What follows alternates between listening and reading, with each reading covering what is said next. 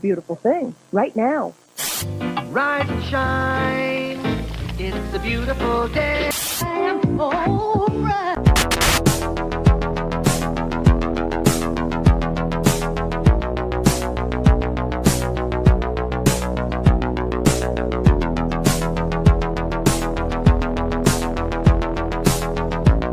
About a third of the building has been blown away.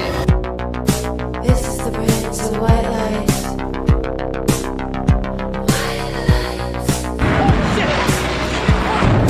Our very freedom came under attack in a series of deliberate and deadly terrorist acts. And at that point, we were taken for another round of questioning, this time related to our allegedly being members of Massie.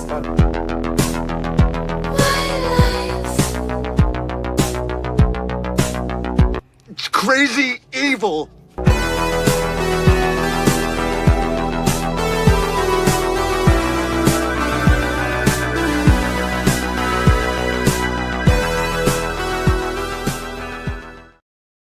Good morning. Welcome to the No Way Jose podcast. This is the Morning Dump.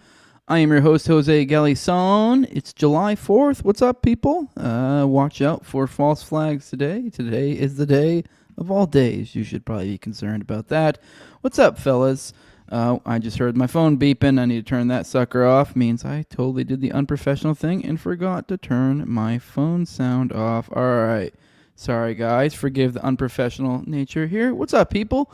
All right, guys. Let's just go ahead and jump straight off and do a video. Maybe we'll say the good mornings after we maybe give it a minute for some more roll in. I will say sorry, I guess a little bit late. I was actually ready to go earlier, but the thumbnail was just giving me grief. I do not know why, but AI just really does not seem to grasp what Thomas Massie looks like. For some reason, they kept giving me this bizarre. They kept giving this like 15-year-old version of Thomas Massie. It was really weird. I don't know why. I had to like yell at it over and over again.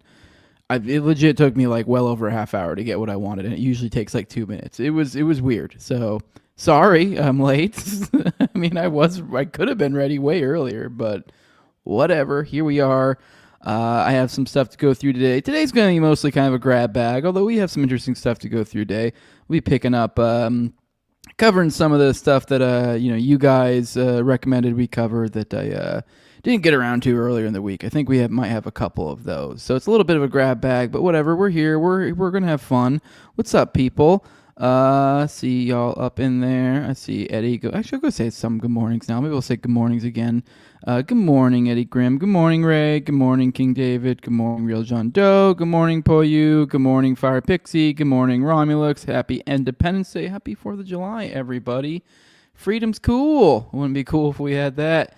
All right, let's just go ahead and jump. And like I said, I've been telling you lately, the format here is we usually start out. Typically, I'm trying to shoot for like videos or something.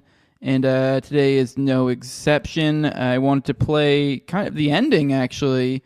I think I might play a couple Scott Horton clips, actually, just because, I don't know, I also have a guest I'm kind of vamping for maybe showing up. So we'll see. But here is Scott Horton. For those who aren't aware, he just was on Tucker. His episode with Tucker Carlson dropped last night, and it was like 3 hours long. I've already listened to it all. It was phenomenal. So yeah, I mean, I don't know what Scott is on lately, but he is, I think, in a, like, I've seen him on some shows recently. He's been in like a good flow state. I don't know if when he's like writing books, he's in a manic weird state, but I genuinely, I don't mean this to be mean to the man or anything, but I almost like borderline, I don't say I don't like him, but it's just almost like listen to podcasts on him before when he was like in peak book writing mode. It just felt stressful. You ever been around somebody who just had like a kind of manic, but now, like, I don't know, he's just, I think, perfect flow. He's relaxed and he's just boom, boom, boom, boom, boom. Whereas before it was boom, boom, boom, boom, but like kind of like you could tell there was like stress in this man's life. So I don't know if just what he's doing these days, yoga, whatever it is, he is crushing. This was great. This was just a 3-hour flow state of Scott Horton in peak form, I think, personally. Essentially, this literally was this Tucker episode was legitimately basically hey, how did we get to where we were how did we get to where we are with Iran? And essentially became a 3-hour podcast on essentially all of foreign policy starting from the 50s, specifically from the perspective of, I guess, in regards to how this affects the U.S.-Iran relationship. But I mean, let's be real. That's a lot. That's a lot right there. I mean, you could do it in other ways, but I mean, I don't know. That's a lot. That's basically the whole thing, and it fucking crushed. And I wanted to play the last couple minutes because I just felt like he just put a really great bow on the end of this, and I think you guys will see what I mean. So I don't know, just is really cool. Just really cool to see this, see Scott bringing his knowledge to this great of a stage and being given the opportunity to legit just, because I mean that is the thing with Scott, with not Scott, but I mean foreign policy type stuff in general. It is like, you know, it is kind of dense in a certain sense, like understanding, like foreign policy theory is pretty, you know, say for a libertarian or whatever, it's pretty simple, you know, like, hey, don't hurt people, but understanding the ins and outs in foreign policy is very dense. It does take a special mind to really be able to wrap themselves around it. Even like someone as me who doesn't consider myself an expert, if I talk to a layman, someone who's just a normal person, they see me as like a Scott Horton, and I don't want at all in any way make it sound like I'm filleting myself. I'm just saying the degree. I don't even know how to explain it. Just the amount of stuff you have to to devour to get to that level of knowledge. So to then be able to be like, oh, here I am, 3 hours. I don't know. It's almost like an Opus Dei, or not Opus Dei. What's the word I'm looking for? I don't know. It's just special to see. It's just really cool, and it is a lot. It's a lot of information. So it's I don't know. You don't see this too often. There's something special about this. I guess maybe I'm struggling to put it quite into words, but it's pretty cool. And I think this last few minutes that you guys, I'm about to play for you guys, you'll really see what I mean. So let's play it. This is the era of the phony wars. This is America's attempt to maintain a global hegemony that we should not have in the first place, which is essentially murder-suicide to our own society and anyway. we can't maintain it anyway. And we can't. Even if it was a good idea, even if it was helping us, we've reached the limits of our resources. That's right. People are so afraid that China's going to take over the world if we can't. But we have a $37 trillion national debt, and we can't do it. If we can't afford it, they can't either. So we can have a multipolar world where we figure out, and Donald Trump himself said in his first few days in power here, he said, you know what? I don't want to pivot from the Middle East to great power conflict. I don't want to have conflict with anyone. We should be able to get along with Russia and with China and with the Middle Eastern powers and just have a century of prosperity ahead of us. That's America first. And I believe, Tucker, that Donald Trump could get on a plane and go to Tehran right now. He could go from there to Moscow, to Beijing, and then Pyongyang, and he could come home and be Trump the Great and spend the rest of his term overseeing the retrenchment of American power and the building up of peace and prosperity here. Yep. It makes me sad to hear that. Of course, I strongly agree with that. That's why I campaign for him. But, there are people who don't want that in Washington. Yeah. But you know what? That's what the people of the country want. I agree. That's who voted for him. I agree. They say, well, there are these factions of war hawks who supported him too. That's true, and they have money. But who turned out to vote for him? The people who turned out to vote for him were the people who heard America first. Yeah. And that means defend America first. That doesn't mean be George Bush, the selfish jerk, and go around and do whatever you want. It means leave the world the hell alone. Take care of our problems. I couldn't agree more. Scott Horton, author of... This is great. I don't know. I don't even feel like I need to even give commentary. That's just... how do you finish a 3 hour... I don't know. That was particularly great. It really was a very incisive way to look at it. I mean, I feel like I've maybe heard this sort of commentary, but especially to put that on the end of this, I don't know. It was particularly well done. Bravo. And to really just to end it with a Trump could literally, and I think this is true, he could, leave on a jet now and do a little tour or whatever of a few different locations and come back home and ta-da. I mean, obviously it wouldn't be, maybe the parody of peace, but there would still be issues here and there. But for the most part, broad strokes, you nailed all the stuff. I mean, let's be real. Russia, Ukraine, hate Ukraine, fuck off. You're not getting this money anymore. You need to come to the table with Russia or this isn't going to work out well for you. I mean, Israel, I mean, the rest, Iran, Israel. Hey, Israel, pipe down. We're not giving you any more money. We're not funding. It's really, these are actually surprisingly very simple, but they are hard. Like, they're simple but hard. So in a sense that like a lot of people are heads literally could roll. So I don't know. It's just particularly interesting seeing this, and then also to finish it off with this is what America first is, no more wars. So I don't know. Props to Scott. That was it was really cool to see him be able to just kind of flex his muscles, show off what he's worked on forever. So yeah, Ray says it premiered like 10 minutes after you and Toad were done yesterday. Yeah. So yeah, he's honed his weapons. So he's so much raw info in his brain. He's hard to follow sometimes, but lately I think he's done so much. He's distilled and streamlined narrative. Yeah, there you go. Yeah, exactly.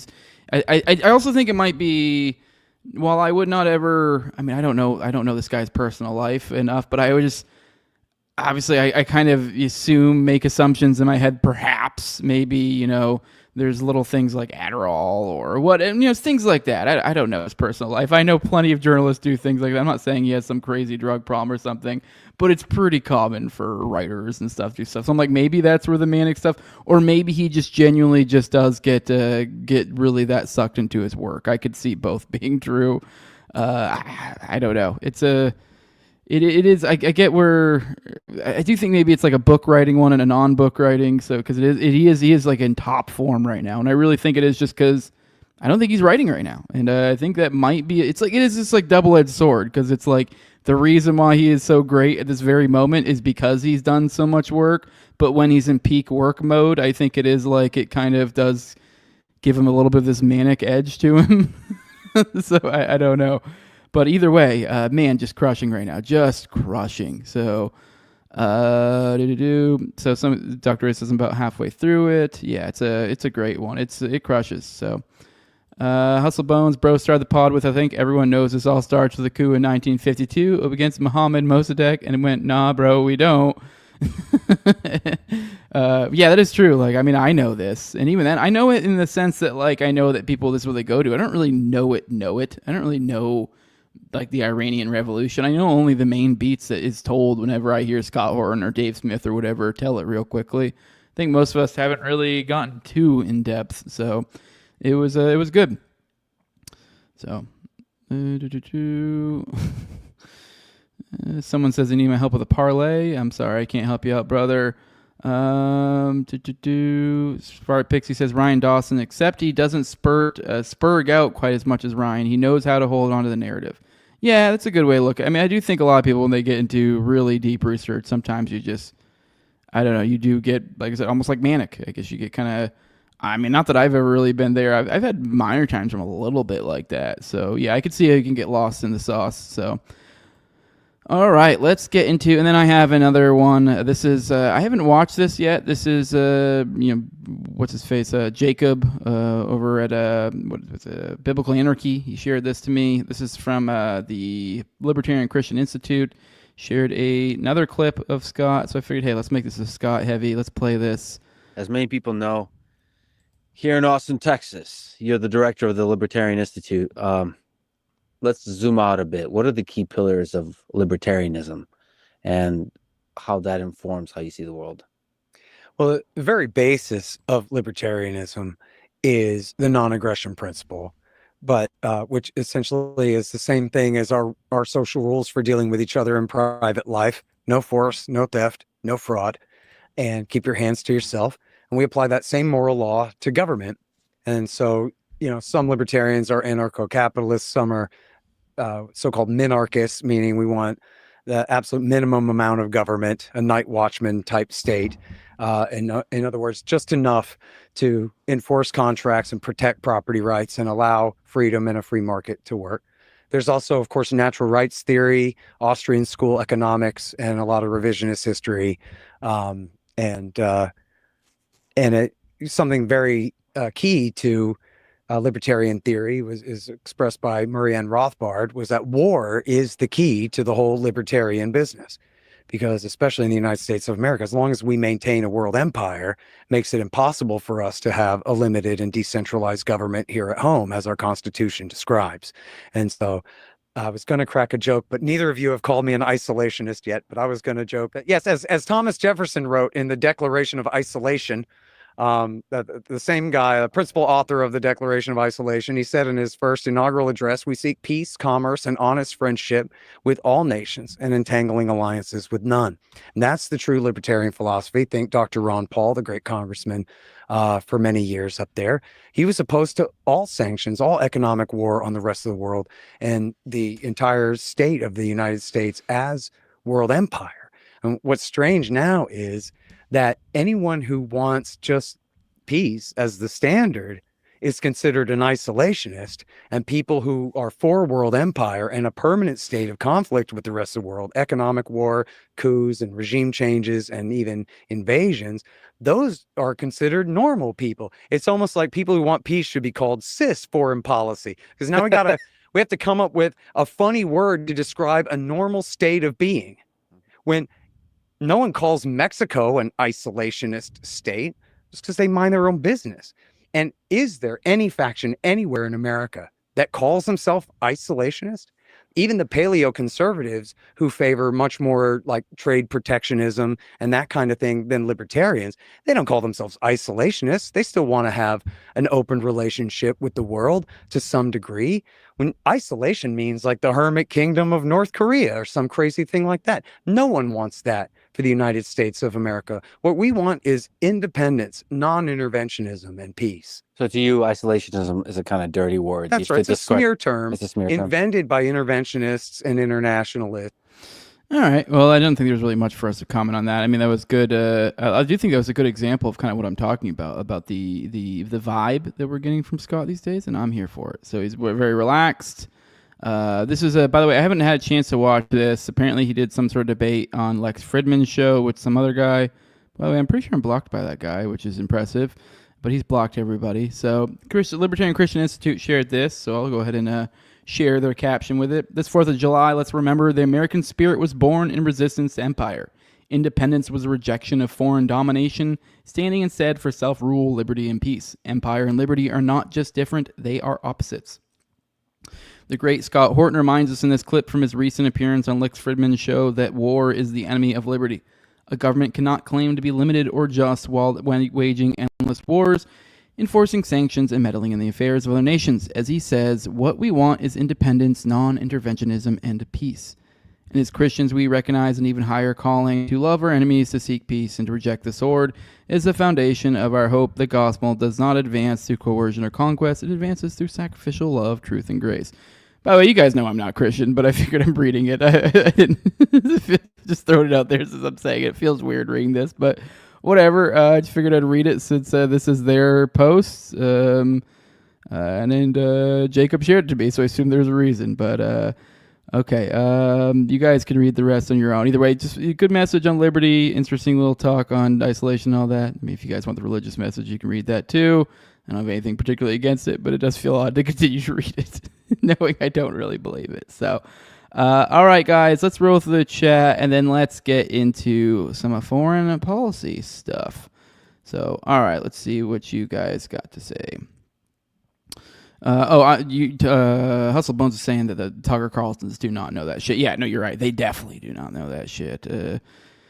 Says super important what Scott's doing right now, puncturing the false narrative of recent history in the region at a time when that couldn't be more important. Yeah, that is really true. I mean, I think maybe part of what I was getting at, and like how, like earlier when I was saying how like I'll talk to normal people, and I'll go like in the rare times I'll talk to normal people and they'll ask me about some foreign policy stuff, and I'll try not to, because I'm like, I know you don't want to listen to me talk for like 20 minutes about this. And I'll even give them a short one. And even then they'll be like, oh my God, that's so much. And you're like, that was my like really short breakdown of whatever this thing is. And like, just the idea of that there's this like, that's me. And like, the difference between me and a normie is like the difference between like Scott Horton and me. So it's like, there is a huge, I think sometimes maybe maybe I'm speaking for myself. I mean, I don't know. I guess I'm not going to assume everyone that's listening is as far as along, but I guess maybe we just sometimes forget how not far along some people are and don't understand these things, because it is a lot. It really is a lot. And I think maybe we just take for granted, the things that that you've learned that other people haven't. And it's I don't know. Was it normalcy bias? I think that's what that's called. So yeah, I don't know. Maybe sometimes it's good to remind yourselves of that. So you can see Tucker was super captivated by the whole thing, but I do wish he would have brought it back to the present a little sooner in the pod, to be honest. I don't know. I liked it personally, so I don't know. But I guess, but I don't know. I think it crushed. So hello, Jose. I've got a Jose, OP Jeff. Hope you find Jesus. Took me 41 years. Maybe I will. I don't know. Whatever. Not too worried about it. Good morning, Gerald Hall. Good morning. Good morning. All right, let's get into some foreign policy. All right, this is a video. I wanted to play this. I know we talked about this yesterday, but this was the video that I shared the transcript of some excerpt that Dave DeCamp had shared. So I don't know if this was buried in the article or something, but I found this. This is from Ryan Grimm, which this is a reporter. I've seen him, I believe, on Breaking Points. I like this guy. Co-host of Counterpoint, also too, I guess. I don't know. I don't know a ton about this guy, but I like the cut of his jib. Either way, this is him saying, "Do you need more evidence that they and we are aiming for and hitting Palestinians seeking food aid?" And this is that video of the guys talking. So you have to listen. I don't think you can actually see what happens. You can see some of it, but it's what they say, I guess, that's concerning here. What appear to be heavily armed American security contractors at one of the sites discuss how to disperse Palestinians nearby. Hey, got IDF tank posted on the northwest corner now. I brought him in and talked to him. Let's do the show first. I told him to hold there. I don't want this to be too aggressive. At that moment, bursts of gunfire erupt close by. At least 15 shots.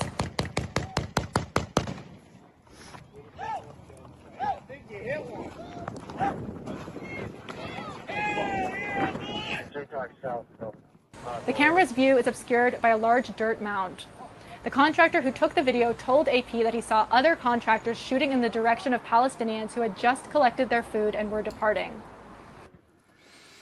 What appear to be... All right, and yeah, that's the contractors now. So keep in mind, remember it originally started as the IDF was killing them, and they were, because there's from my understanding, I think it's almost like there's levels of perimeters, and so the furthest out's the IDF. And, there was differing levels of claims of them saying they did it or didn't or whatever. And then now we finally get to the point where it's okay, we admit it. We were shooting at civilians as the IDF. And now we're at the point where, not even that. Furthermore, it's also the civilian contracts further, deeper in, we're also firing at them. So, I don't know, just not a good situation altogether, but I just wanted to let you know. But... on the Russia front, so Trump speaks with Putin, says he didn't make any progress on Ukraine. So Trump spoke with Putin on Thursday. I didn't mean to call him Putin. That was my, I don't know what that was. That was weird. And said after the call that he didn't make any progress on the issue of the Ukraine war. We had a call. It was a pretty long call, and we talked about a lot of things, including Iran.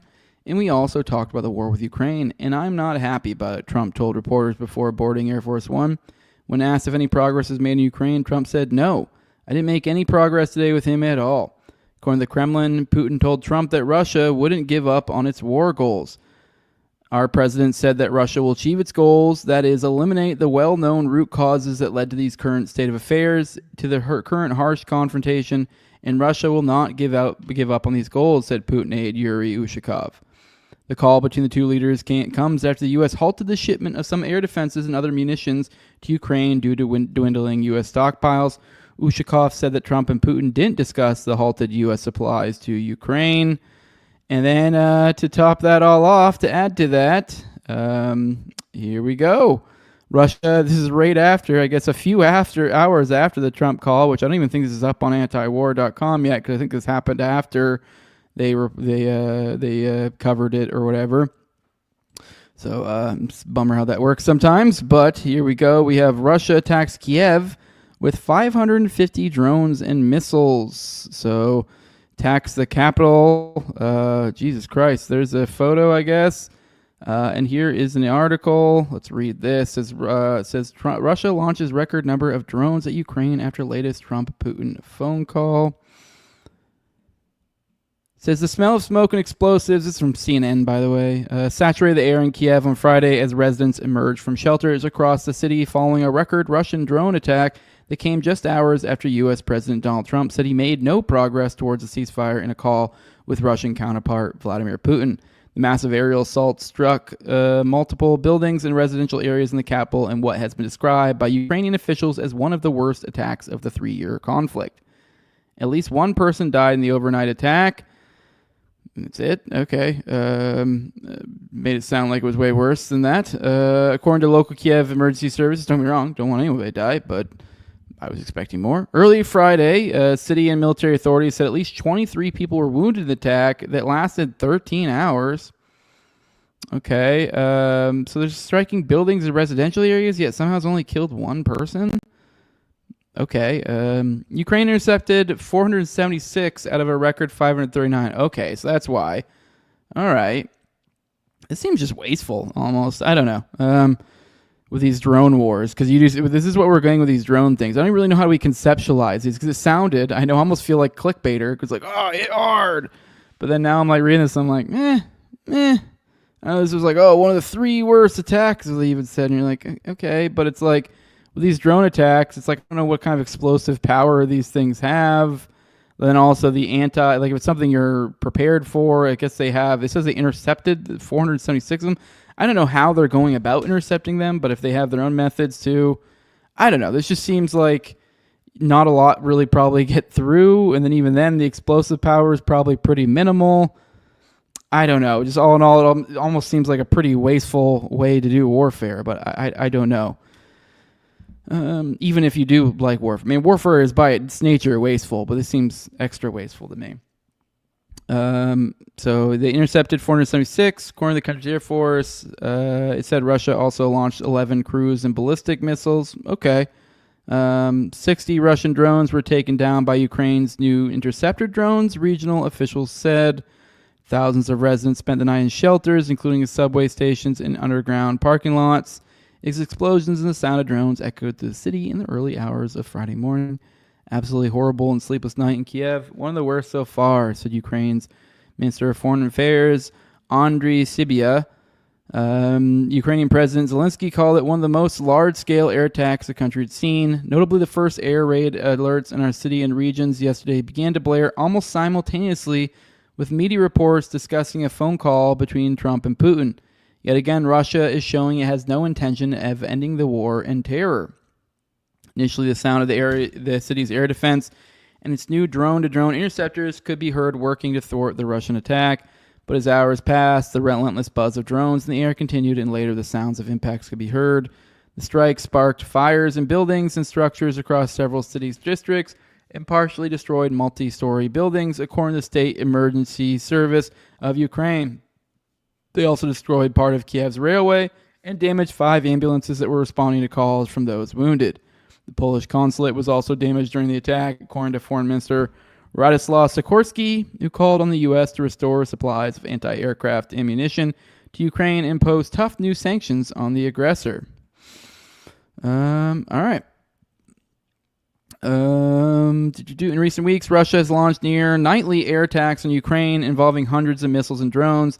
The last record-setting night of attacks came just 5 days ago when Russia fired 537 drones and missiles at Ukraine.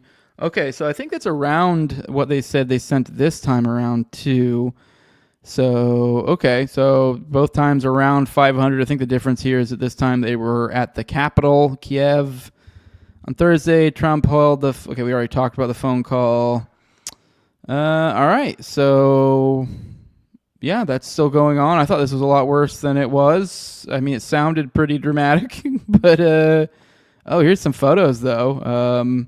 I guess it means since they said it was like a sustained over and over and over attack, maybe it was something where most everyone was able to get to cover, and now it's just you have these drones kind of fucking shit up, and then the government trying to all like chickens with their heads cut off trying to kill these drones. So yeah, all right. I don't think there's much more to say on this one, but that's something, I guess. I mean, I don't know. What do you guys think? I'm kind of curious if any of you has any sort of insight here, because I mean, this does seem. I mean, maybe any of you guys like to toy with drones or know more about explosive capacity, because this just seems kind of silly to me. This seems almost just like kind of like what Scott was saying before, like the fake wars shit. How like this is the era of phony wars. Like this feels like. Well, I was when the first drone war stuff was picking up when I was covering. I felt a little bit freaked out, and it is freaky. But now I'm looking, I'm like, this kind of just seems dumb and wasteful, and like just, I don't know. I mean, not that I'm like calling to go to like boots on the ground or violence or anything, but it's like if I'm comparing the two, this just seems dumb. So I don't know. Maybe I'm wrong. Maybe I'm missing something here. So. Here's Garrett Hall saying that contractors screaming, hell yeah, boys, like 43% of Americans. Unfortunately, yup. Free Palestine, says Fire Pixie. Hell yeah, HH, baby. Like, why aren't we talking about real news? Like Dom Lucra discovering a UFO. Yeah, I saw something about that, but the funny thing is, like, I didn't even bother to read it at all. I literally just saw it. I think I glanced and I just moved on. That is the amount of seriousness I give Dom Lucra. So if you guys let me know, is there anything in that Dom Lucra post? If so, tag me in it, and we'll cover it later. But it's Dom Lucra. I can just immediately basically write it off. So here's Hustle says, I watch Willie OAM for tactical coverage. He's normally pretty chill, but lately he's just like, it's over for Ukraine. Okay. Okay. I mean, is it? I mean, I don't know. I mean, I have no idea when you see this back and forth. It doesn't look good for them. That's for sure. Aggressively agreeing says a war fabricated to create profits for munitions and manufacturers and then construction companies to rebuild the mess. Yeah. I mean, there you go. It's kind of like like I said, the phony thing. It's just like, this is like, are we just getting this nonsense thing where they're just literally building drones to explode shit and then things to blow up the drones that explode shit, and just like, it's not even like, there's not even like people in the equation anymore, which I guess that's like good, but then now you're just building things to destroy things, and you're building things to destroy those things, and then you're building things to destroy those things that destroy things. Like, it just seems retarded. You know what I mean? Like I don't know, not that I mean, I guess killing people is retarded too. So I guess in a sense it's less retarded, but I guess it just becomes more blatantly retarded when you're like, there's not even death here. Like, I mean, I guess it's good. I don't even know what I'm trying to express here. It seems bizarre. It seems stupid. Hustle says, like others I've said for years, that Putin is holding back to drain NATO resources, do minimal damage to Ukraine, and amass more arms. Here we are. Perhaps. I don't know. It's $500 for a drone. Okay, now that changes things, because now that's not that big of a deal now. How much does a soldier cost to train feed equipment? Now, I guess it depends on how I'm understanding this in my head, though. Like, you say it's $500 a drone. Is it, though? Like, because now this is a military drone. Now, if we're talking about the Hajis somewhere, they're strapping C4 to fucking drones they got from Amazon or whatever, I think that might be a different story. But now if we're talking about military drones, well, the military drones are probably better, and they shouldn't cost more, but it's the military, and it's bloated, and so just by the nature of how it's made and everything, it's going to cost an exorbitant amount more. So I don't know. I mean, you guys tell me. I mean, I might be wrong. Maybe it is still even cheap, even on the military side of things. So maybe it even is still, this is the better way to do warfare, even in a someone who thinks warfare is a good thing type perspective. So yeah, Israel took the air defenses that Ukraine needed, and we are now at a critical level border on irresponsible for our own defense. Yup. Jose, NATO openly said they understand America withdrawing funding for Ukraine. Hell yeah. Happy 4th of July, Andrew. Thank you for your service as well. You don't have to. Appreciate it, though. Don't think there was anything to thank me for, but I appreciate the sentiment. Bill Hooks told old joke about giving people our old weapons and practicing them with our new weapons still holds true. All right, let's get into the next story. Here we go. This is over on Drop Site from Jeremy Scahill. This is about the final proposal. So right now we have some deals going on, some Gaza deals. So that's what we're going to talk about here. What is going on with that? Let's get into it. Here we go. On Tuesday, President Donald Trump touted the new U.S.-promoted Gaza ceasefire framework as the final proposal. This is one we covered, I believe, yesterday. And you said, "Oh, this will be really bad for you if you don't go along with this." So, threatening a people that's in a not very good state. But while it contains some substantive changes to the previous terms crafted by the U.S. and Israel, the plan would still allow Israel to resume its genocidal war against the Gaza Strip after an initial 60-day truce. Trump is a crucial part of Israel's deception operation, a Hamas official told Drop Site News. They're not wrong. Remember Iran. They officially characterized the proposal, which was also obtained by Drop Site, as containing mostly rhetorical changes, although he acknowledged that some of the amended language describing Trump's desire to end the war was clearly aimed at convincing Hamas to support the agreement. The U.S. and Trump are committed to work to guarantee the continuation of the negotiations with goodwill until they reach a final agreement, the draft says, according to the Arabic language version given to Hamas. It adds that Trump will personally announce the deal. The Hamas official said the new draft was largely a repackaging of terms that the U.S. and Israel tried to strong-arm Hamas into accepting in late May. That deal would have allowed some Israeli forces to remain entrenched in Gaza, offering no clear guarantees for a permanent end to the war, and allowed Israel to effectively maintain control of food and aid distribution in Gaza. Now, I do want to take a moment to remind you guys that how we got here in the first place is when the Trump administration took over, and we had that moment where you thought, oh, we were all on like, oh my God, MAGA, it really is so great, and we had a ceasefire like before he even came in. From Witkoff setting that up. This was before he even took office. And we're like, oh shit, hell yeah. And it was, I believe that was a 60-day ceasefire, and it was supposed to be like a phased agreement. And then in later phases, they agreed to go along with later phases. And so part of the agreement was an agreement to like essentially, I think, leaving Gaza and essentially ending hostilities completely.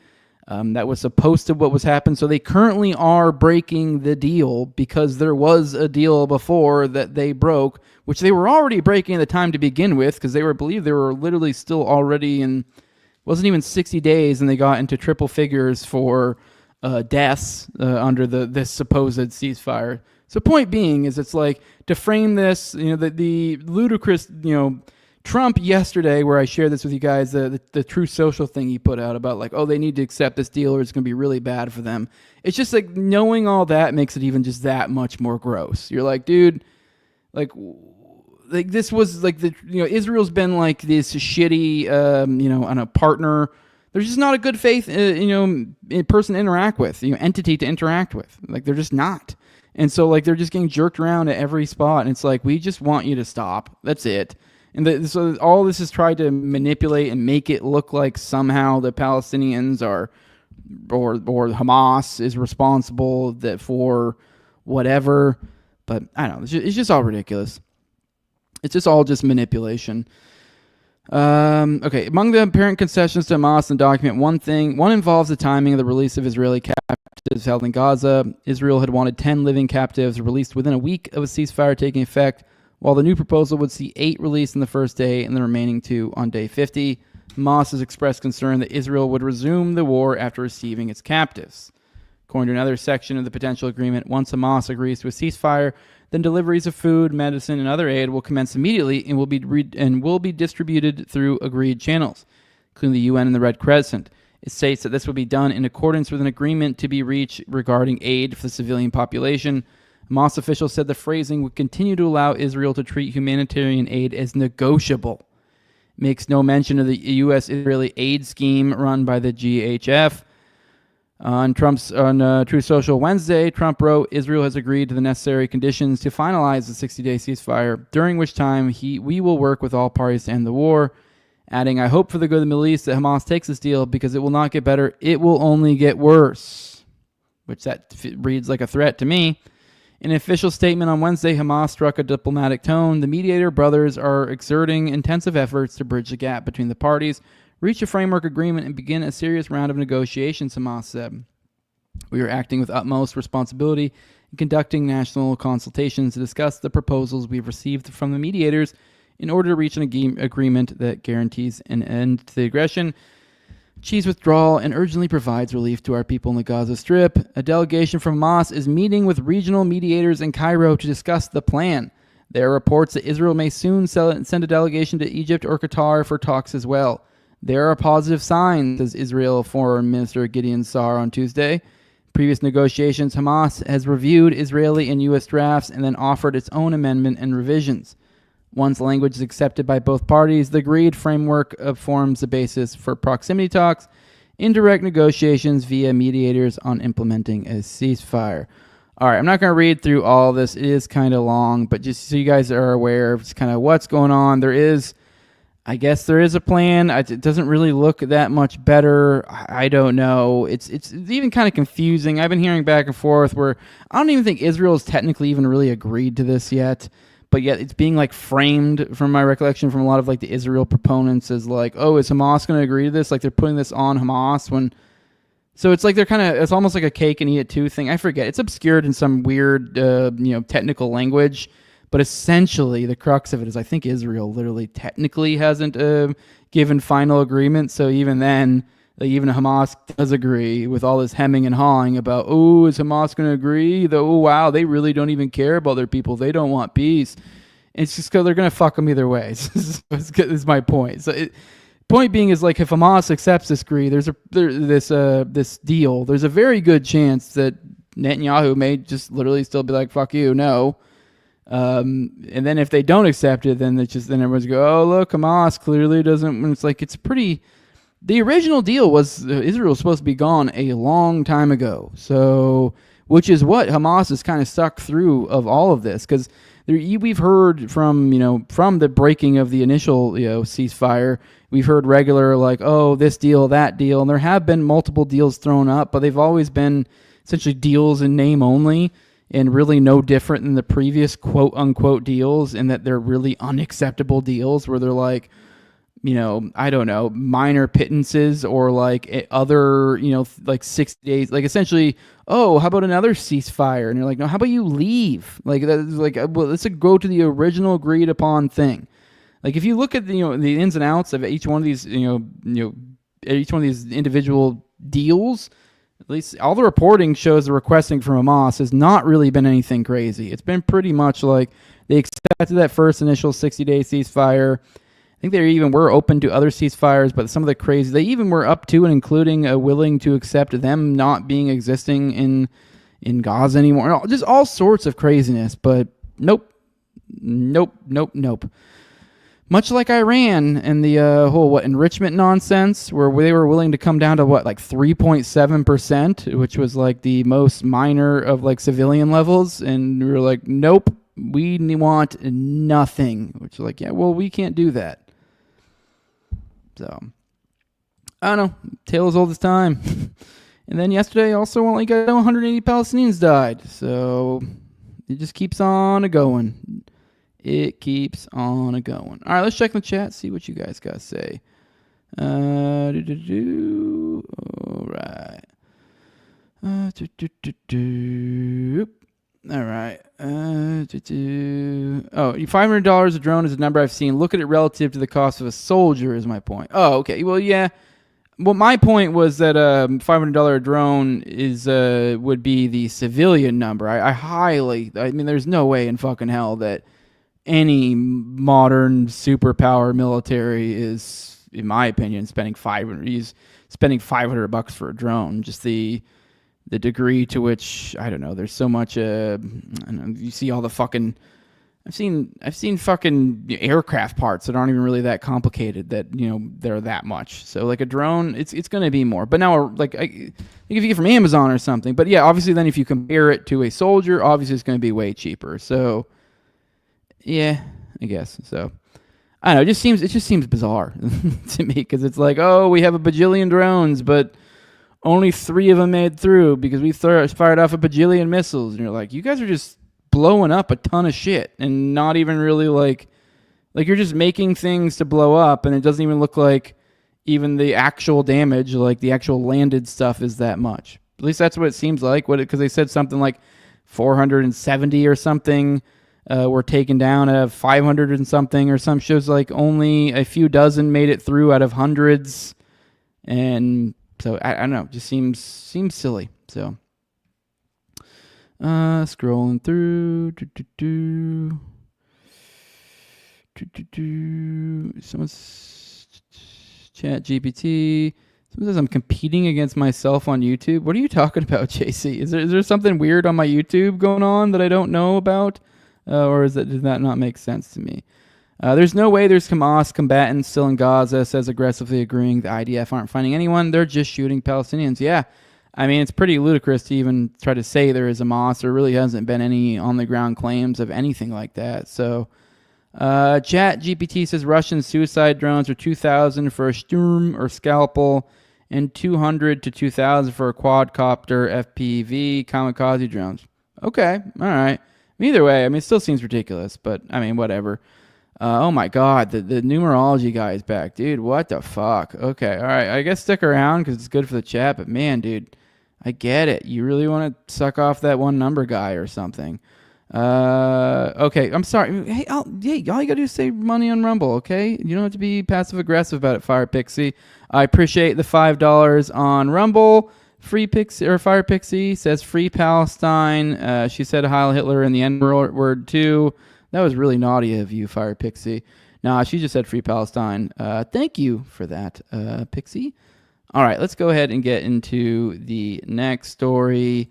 This is on the West Bank stuff. All the Likud ministers urge Netanyahu to annex it this month. So all 15 Israeli government members representing Likud on Wednesday urge Prime Minister Benjamin Netanyahu leads the right-wing party to annex the entire West Bank of Palestine before the end of the Knesset's summer session on July 27th, citing support from U.S. President Donald Trump. The ministers, along with Likud Knesset Speaker Amir Ohana, sent a letter to Netanyahu asserting that this is the time to approve in government a decision to apply sovereignty over Judea and Samaria, the biblical name for the West Bank, which includes East Jerusalem. Following the state of Israel's historic achievements in the face of Iran's axis of evil and its sympathizers, the task must be completed and the existential threat from within must be eliminated to prevent another massacre in the heart of the country, the letter argues, referring to the recent 12-day war between Israel and Iran, in which the U.S. intervened by bombing nuclear sites. Okay, and then the strategic partnership, backing, and support of the U.S. and Trump have made it a propitious. What the fuck is? I don't think I've ever heard the word propitious. All right, this seems odd, but I'm going to look up what propitious means because I can't just see someone use that word and just act like I know what it means. It means giving or indicating a good chance of success. Favorable. So propitious means favorable. You guys learned something today. All right.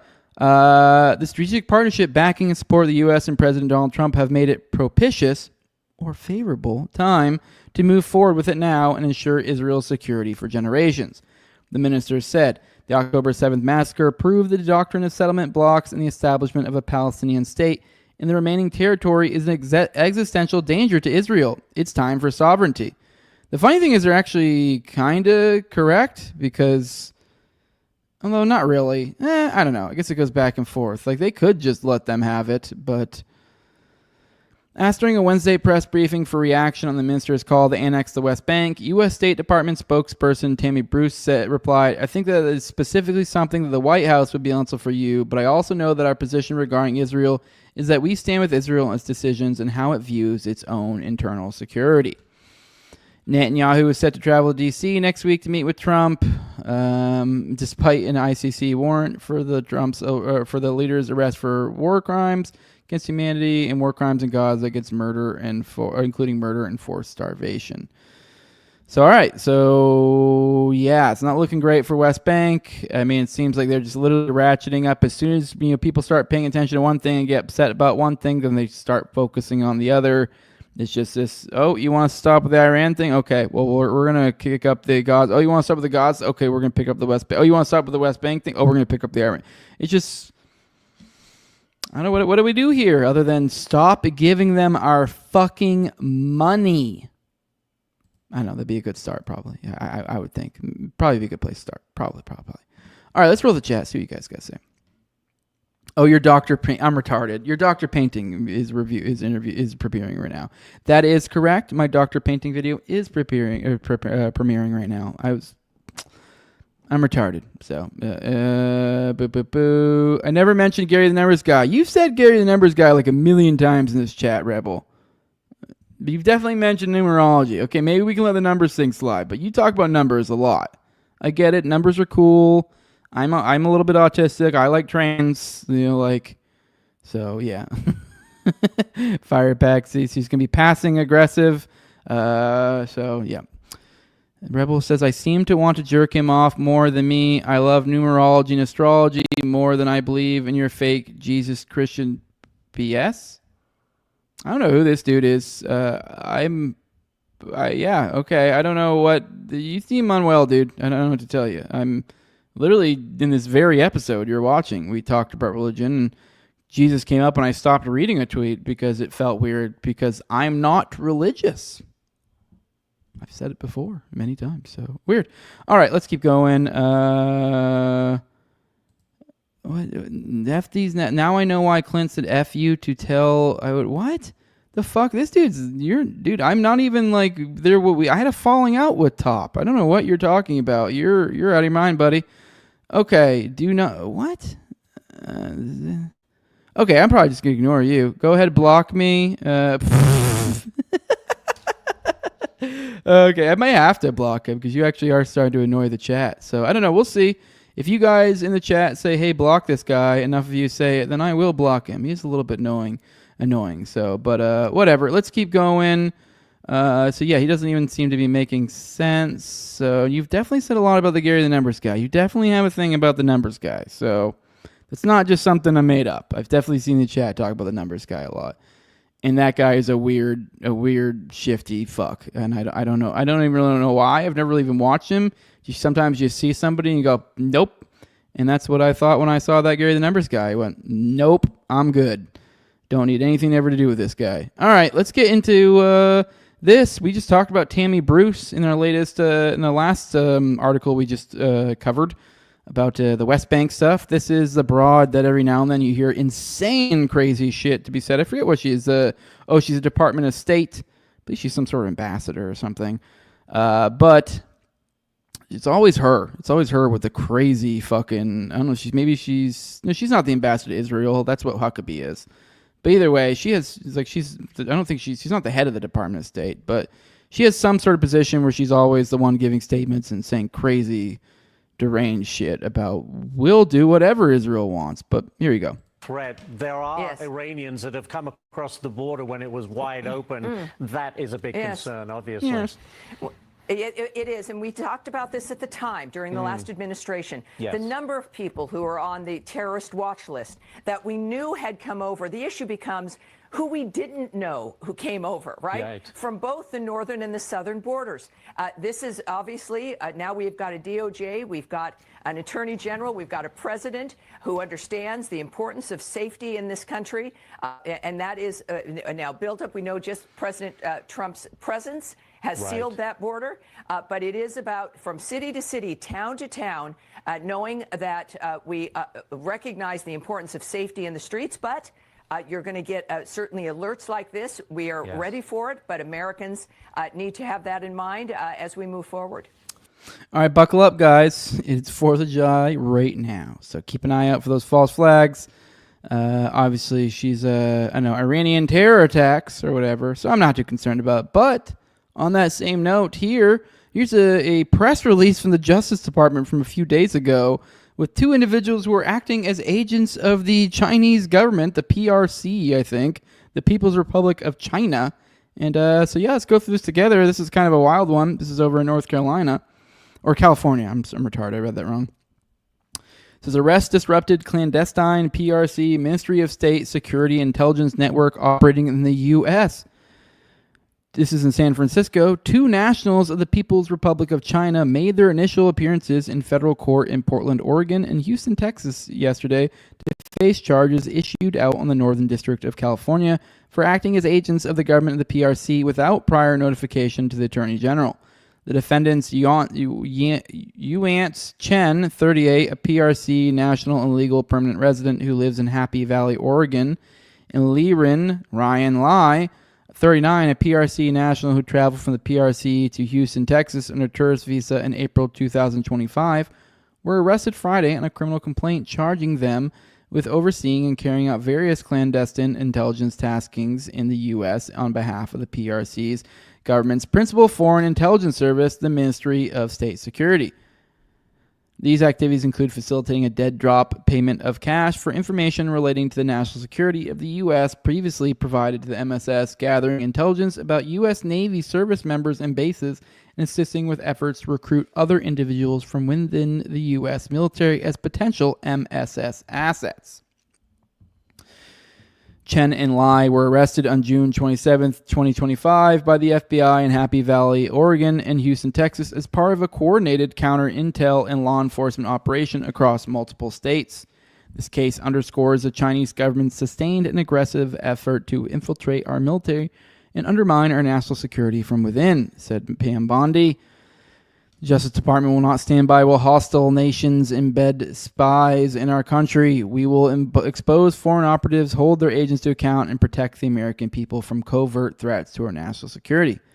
These charges reflect the breadth of our efforts by our foreign adversaries to target the U.S., this time by conducting illegal intelligence gathering operations armed under our national security info and military service members, said U.S. Attorney Craig H. Misikian of the Northern District of Cali. My office and the FBI remain ever vigilant and guarding against these threats to the U.S., blah, blah, blah, blah, blah. Okay, whatever. The FBI arrested 2 Chinese nationals who were allegedly attempting to recruit U.S. military service members on behalf of the PRC, said Kash Patel. The Chinese Communist Party thought they were getting away with their scheme to operate on U.S. soil, utilizing spycraft like dead drops to pay their sources. This case was a complex, coordinated effort and is an example of outstanding counter-intel work done by FBI, San Fran, Portland, Houston, San Diego, and Counterintelligence Division. The FBI will continue to vigilantly defend the homeland from China's pervasive efforts to infiltrate our borders. All right. All right, I have a bunch of statements. I don't really care about all these stupid statements from these people. Let me see if there's anything. Scrolling through them real quick, see if anything's worthwhile. Here we go. As alleged in the criminal complaint unsealed yesterday, PRC government conducts intel activities against the U.S. through multiple arms, including the MSS. The MSS handles civilian intel collection for the PRC and is responsible for counter intel and foreign intel as well as political security. The MSS and its bureau seek to obtain info on political, economic, and security policies that might affect the PRC, along with military, scientific, and technical information of value to the PRC. The MSS and its bureaus are tasked with conducting clandestine and covert human source operations, of which the U.S. is a principal target. As alleged in the criminal complaint, Lai recruited Chen to work on behalf of the MSS in or about 2021, while Guangzhou, China, in January 2022, Lai and Chen worked together to facilitate a dead drop payment of at least $10,000 on behalf of the MSS, working with other individuals located in the U.S. to receive a backpack with the cash at a day-use locker at a recreational facility located in Livermore, California. Following the January 2022 dead drop, Lai and Chen continued to work on behalf of the MSS, including to help identify potential assets for MSS recruitment within the ranks of the Navy. For example, beginning in 2022, Chen was asked by Lai and other agents of the MSS to contact a Navy employee over social media, and then later in 2025 arranged for a tour with the employee of the USS Abraham Lincoln and provided information about the employee to the MSS. In 2022 and 2023, Chen was tasked to visit U.S. naval installation in Washington State and a U.S. Navy recruitment center in San Gabriel, California. While in the recruitment center, Chen obtained photographs of a bulletin board containing the names, programs, and hometowns of recent Navy recruits, the majority of whom listed their hometown as China, which he appears to have transmitted to an MSS intel officer in China. The complaint also alleges that Chen received instruction from the MSS on what to say to potential recruits regarding potential payment that could be made by the MSS, preferred naval job assignments for potential recruits, and methods of minimizing Chen's risk of exposure. The complaint alleged that in 2023, Lai flew to the U.S. from the PRC and provided Chen with a cell phone that Chen used to communicate with MSS. The complaint also alleges that Chen traveled to Guangzhou and met with MSS intel officers in April 2024 and March 2025 in order to discuss compensation and specific taskings. The complaint also alleges that Lai traveled to Houston in April 2025, claiming the purpose of the visit was related to his business as an online retail seller and that he would be staying in the Houston area for 2 weeks. All right. Anyways, this shit glows. So, I mean, I don't know. Maybe, I guess this could be all made up and they're lying and this is just a slop, or it also could just be legitimately Chinese, Chinese glowies hanging out in the U.S. That's not really all that crazy, but interesting. Here you go. There's a couple of them got locked up recently. So there you go. All right. Let's get into the big, beautiful bill talk. The big old BBB. And, but let's check and see what you guys got to say before we do that. Oh my God. Yeah, Jose, you faggot Christian. Why do you think the elite? All right, you guys. All right, scrolling through. You guys are having fun in the chat, huh? See, you see a little tower popping up. Okay. No one's. I mean, all the numerology thing. No, I don't think anyone's even saying numbers aren't significant. It's just that, like, I don't know, getting carried away with it's just a little gay. All right, man, what the fuck?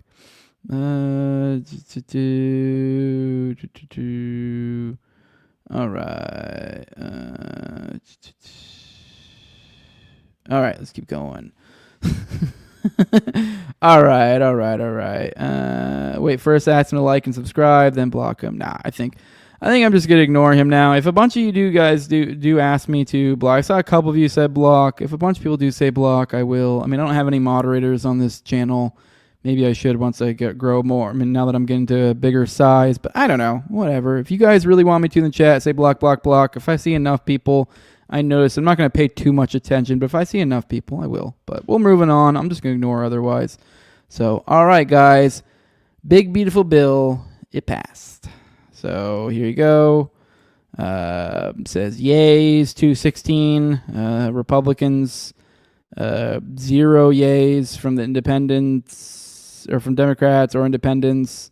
So, it's all Republicans that got this through. It was 2 Republicans voted nay and 212 Democrats. So all the Democrats voted no. So it's completely Democrat versus Republican. And yeah, so not good. I believe they said what? Didn't they say what's his face? Vance, I believe, did the final vote or something. So, but yeah, so that passed. Yeah, I'm sure we'll have more coverage on this coming forward. I mean, it is what it is. It's passed. I don't really know what more there is to say there. But obviously, Massie's been kind of a big name in fighting this. Obviously, he's one of the nays here. I just thought it'd be fun to, as I said, today is a little bit of a grab bag. This is something one of you guys shared. You replied to one of the podcasts, Twitter broadcasts. So, hey, let's cover it. Let's cover some schizo shit. I have not read this yet, so I have no idea how insane this is going to be. We're doing it together. It's from the End of the World News podcast. It says he was groomed. This is in relation to Massie, sharing photos of him. He said he was groomed by a Masonic youth group, which was literally named after the last Grand Master of the Knights Templar, which is connected to the City of London, which is connected to the Rothschilds. The red shield protects the Red Cross. Be real? Just glancing this a little bit cursory. I mean, all of these things are things I'm like, yeah, I am aware of these connections, but when you throw them all together, comes off a little schizo, because I have a feeling that we're probably going to find out, he says a youth group, so there's going to be probably some sort of Masonic connection to a youth group is my guess here, which is like, I don't know, that's what the Masons do. There's literally, I guess there's probably everyone's going to go, ooh, but there's like, I guess this is like doxing information I could screw up, but not far away from me, there's like a campgrounds. There's literally a Masonic campgrounds. Now, from my understanding, I don't know what the fuck they do there. I mean, they could do weird fucking rituals. I'm not gonna lie. I've thought many times, what the fuck goes on there? Like, so far as their stuff, but for the most part, I don't even know what the Masonic side of it has to do with anything. I don't even know if they do Masonic meetings or whatever. but it's just a building and campgrounds, and there's people that pay to put their RVs there. It's just a little bit of a camp. There's a vacation. I think there's like a vacation Bible. No, it's not Bible. It's like a summer camp. So point being is they rent it all out, and it's just. But those are like people. It's like a sublet type thing. Like people, they essentially contract it out. So like even like the summer school. Like my kids have gone to that before. That's not. It's not through the Masonic entity. It's through some other entity that's like, oh, there's a campground, and we're just going to pay you guys to use your campground and have a summer camp. The point being is this is what the Masons do: is they fund things. They have campgrounds. I mean, it's like. So it's kind of like the Knights of Malta. It's the same basic concept. We've talked about that before. Like this Catholic charity is the way it's framed. But when you get to the tippy top, it gets a little bit spooky and a little bit weird. But it also is a charity as well. But it is it's literally like, if you look at the best way maybe to understand Masonic stuff is like if you do want to look at it as like some Illuminati something or other. It's like, okay, sure, maybe some lodges. I don't think every lodge is like that probably. I don't know. But, you got to think it's literally Masonic lodges are usually in one or so in every given community, depending on how you're defining a community. And these are usually going to be the movers and shakers. These are people who want to be influential or are influential, and they meet in a certain group. So, yeah, these are going to likely be people that tend to be more well-to-do. And an easy cover for this is a charity, and to make it, and it doesn't even have to really be a cover because it literally is also a charity. That is what it is. So, point being is, I don't know. I guess I'm getting a little bit ahead of myself, but it's just like, if this is some crazy schizo shit, and you're just like, oh yeah, he attended a youth group that was funded by the Masons. It's like, yeah, there's lots you can get pretty crazy there if you're jumping from there, and then jumping from what it was named from. Connecting the Templars. Okay, let's go through it. I guess maybe I'm judging a little bit too much ahead of time. They shared a photo of Massie. This is, and for some, I don't know if they were sharing this from is significance from D. Molay International. Don't know. They shared a photo of him, and then so that's D. Molay International. Okay, so that does matter. D. Molay. So we'll get into that. I guess this is a Jacques de Molay. Jacques de Molay was the 23rd and last Grand Master of the Knights Templar, leading the order sometime between 20 April 1292 until it was dissolved by order of Pope Clement V in 1312. Though little is known of his actual life and deeds except for his last years as Grand Master, he's one of the best known Templars. So this is one of the last Grand Master Templars, so it is a significant name for them. So. Although, let's be real, for Masonic things, if they are naming it that, okay.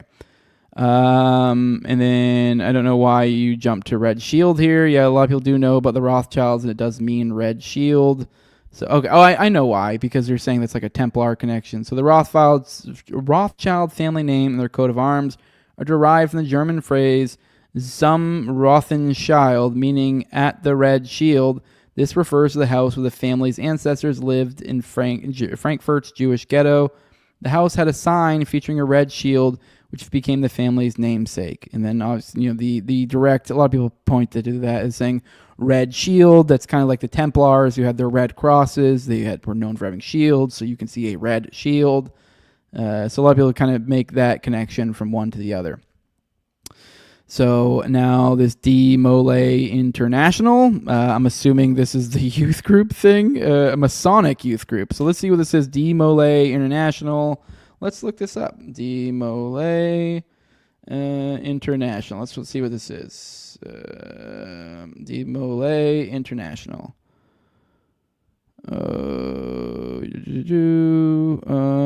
Here's another post about it. Wonder about Massie. Now you don't have to. Go dig into D. Molay International.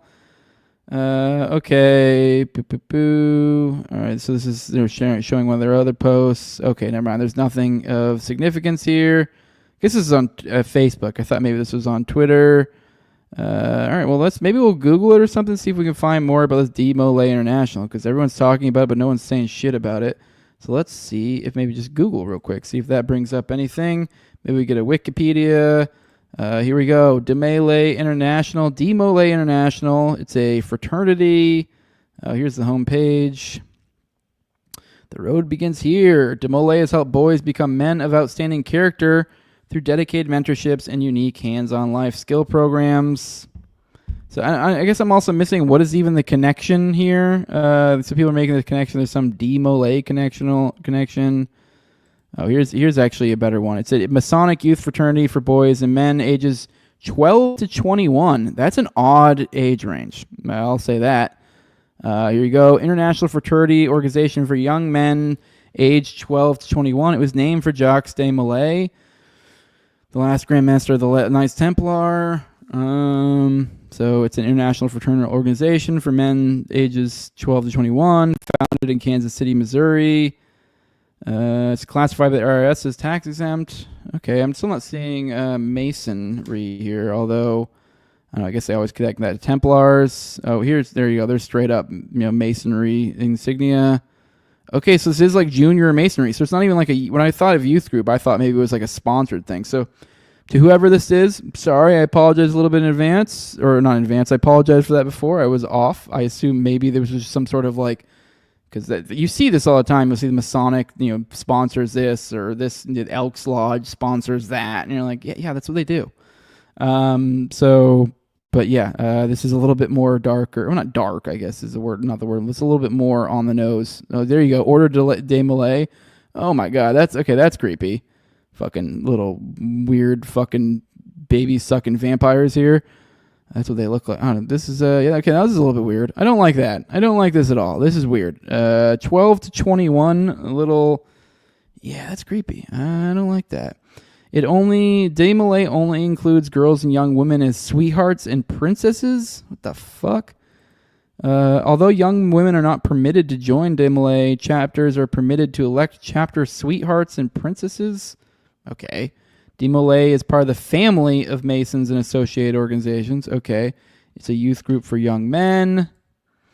Okay. For the grown-up ladies, there's Eastern Star. So I guess there's one for women. This is the Eastern Star. It's kind of pretty. Invite-only secret group within the Shiners. Okay, so this is some random one talking about all the different types of Freemasonry. So not the De Molay. So I'm not seeing much.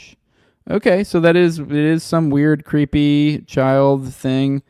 All right, here's let's watch this. Here's somebody has some video on this. So maybe there's something here. Oh, I'm not just showing us. I'm not even seeing anywhere where someone's saying here's a connection. So, like, was he in it? So people are saying there were Bill Clinton, Disney, Willard Scott, Dan Rather, Walter Cronkite were members. Okay, this is actually kind of creepy. I'm not gonna lie to you. They're scrolling through the thing here. This is their Facebook, I guess.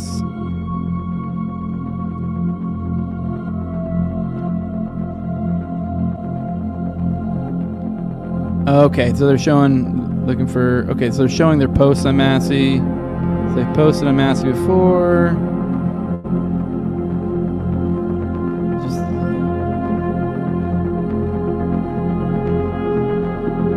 Okay. Oh, here we go. Here's a Throwback Thursday post. It says young man joined Crimson Shield. Okay, well there's that. Maybe that's that red shield thing he was getting at earlier. Chapter in Vanceburg, Kentucky in 1984. He went on to study at the prestigious Massachusetts Institute of Technology, served as a county executive in Kentucky, and was elected to the U.S. House of Representatives with 62% of the vote. He currently serves on important committees in the House, such as Committee of Transportation and Infrastructure, Committee on Oversight and Government Reform, and Committee on Science, Space, and Technology. Our De Molay brother, Congressman Thomas Massie of the 4th District of the Commonwealth of Kentucky. All right, I'm not gonna lie, that's creepy. Still my boy, but he did some weird, creepy shit. He was in some weird gay Illuminati Boy Scouts. So let's keep going.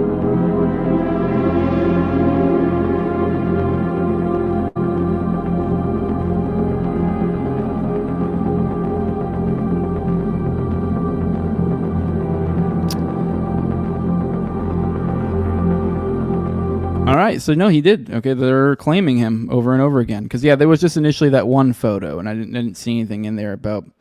So, yep, no, he's a De Molay, whatever the hell that is, and it strikes me as a bit creepy. All right, let's go through the chat, see what you guys got to say. All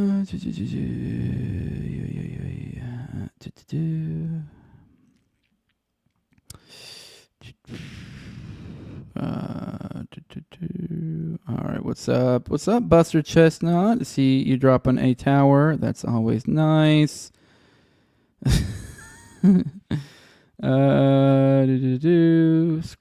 through. Jeez, I might just block just because it's annoying. Now I have way more to scroll through.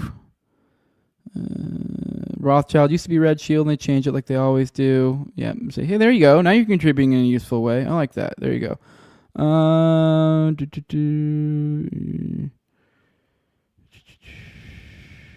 right, scrolling through. Can we send more future politicians to that youth group if they turn out to be a Thomas Massie? Yeah, I know. That is kind of like I don't know. I struggle to believe that fucking Massie is controlled op. It's just too... I mean, I guess, sure, maybe the whole world's a stage, but that would be too much. I mean, I don't know. Whatever. Yeah. I mean, it's a weird... It creeps me out, but I do still struggle to believe that he's... But I don't know. I will admit that is creepy. So, whatever. I don't know what to say. De Malay was ahead of the Templars, is what Gerald is saying. Yep. A lot of the people have gone through the De Malay Society stuff. Since they were kids, they don't have much control over whether they went or not. Not too much to read into unless someone's stuck with it. Yeah, it's a good point, Mike. Yeah, there's I guess 12 to 21, that's something like likely your parents pushed upon you. And I guess that makes sense if you think about all the crazy stuff Massie did. He probably had super hard charging parents. So, I don't know. It is weird though. Gerald saying De Malay was burned at the stake in 1307, cursed the Pope and King of France, and they both died within a year of the curse.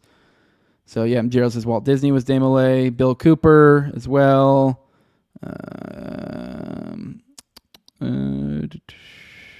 Weird gay Illuminati Boy Scouts. Yeah, that's kind of what they are. I had no idea you didn't know. No, I did not know about this. This is weird.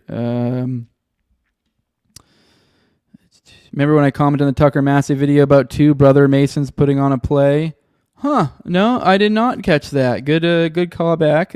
I did not. Did not know that. All right, scrolling through. All right, let's move on to the next thing. All right, we're getting into the next story. Looks like old Trumpy Poo screwed you guys over. Let's see what he has to say here. Fell for it again. Tom Homan. And we're working on legislation right now. Susie, right?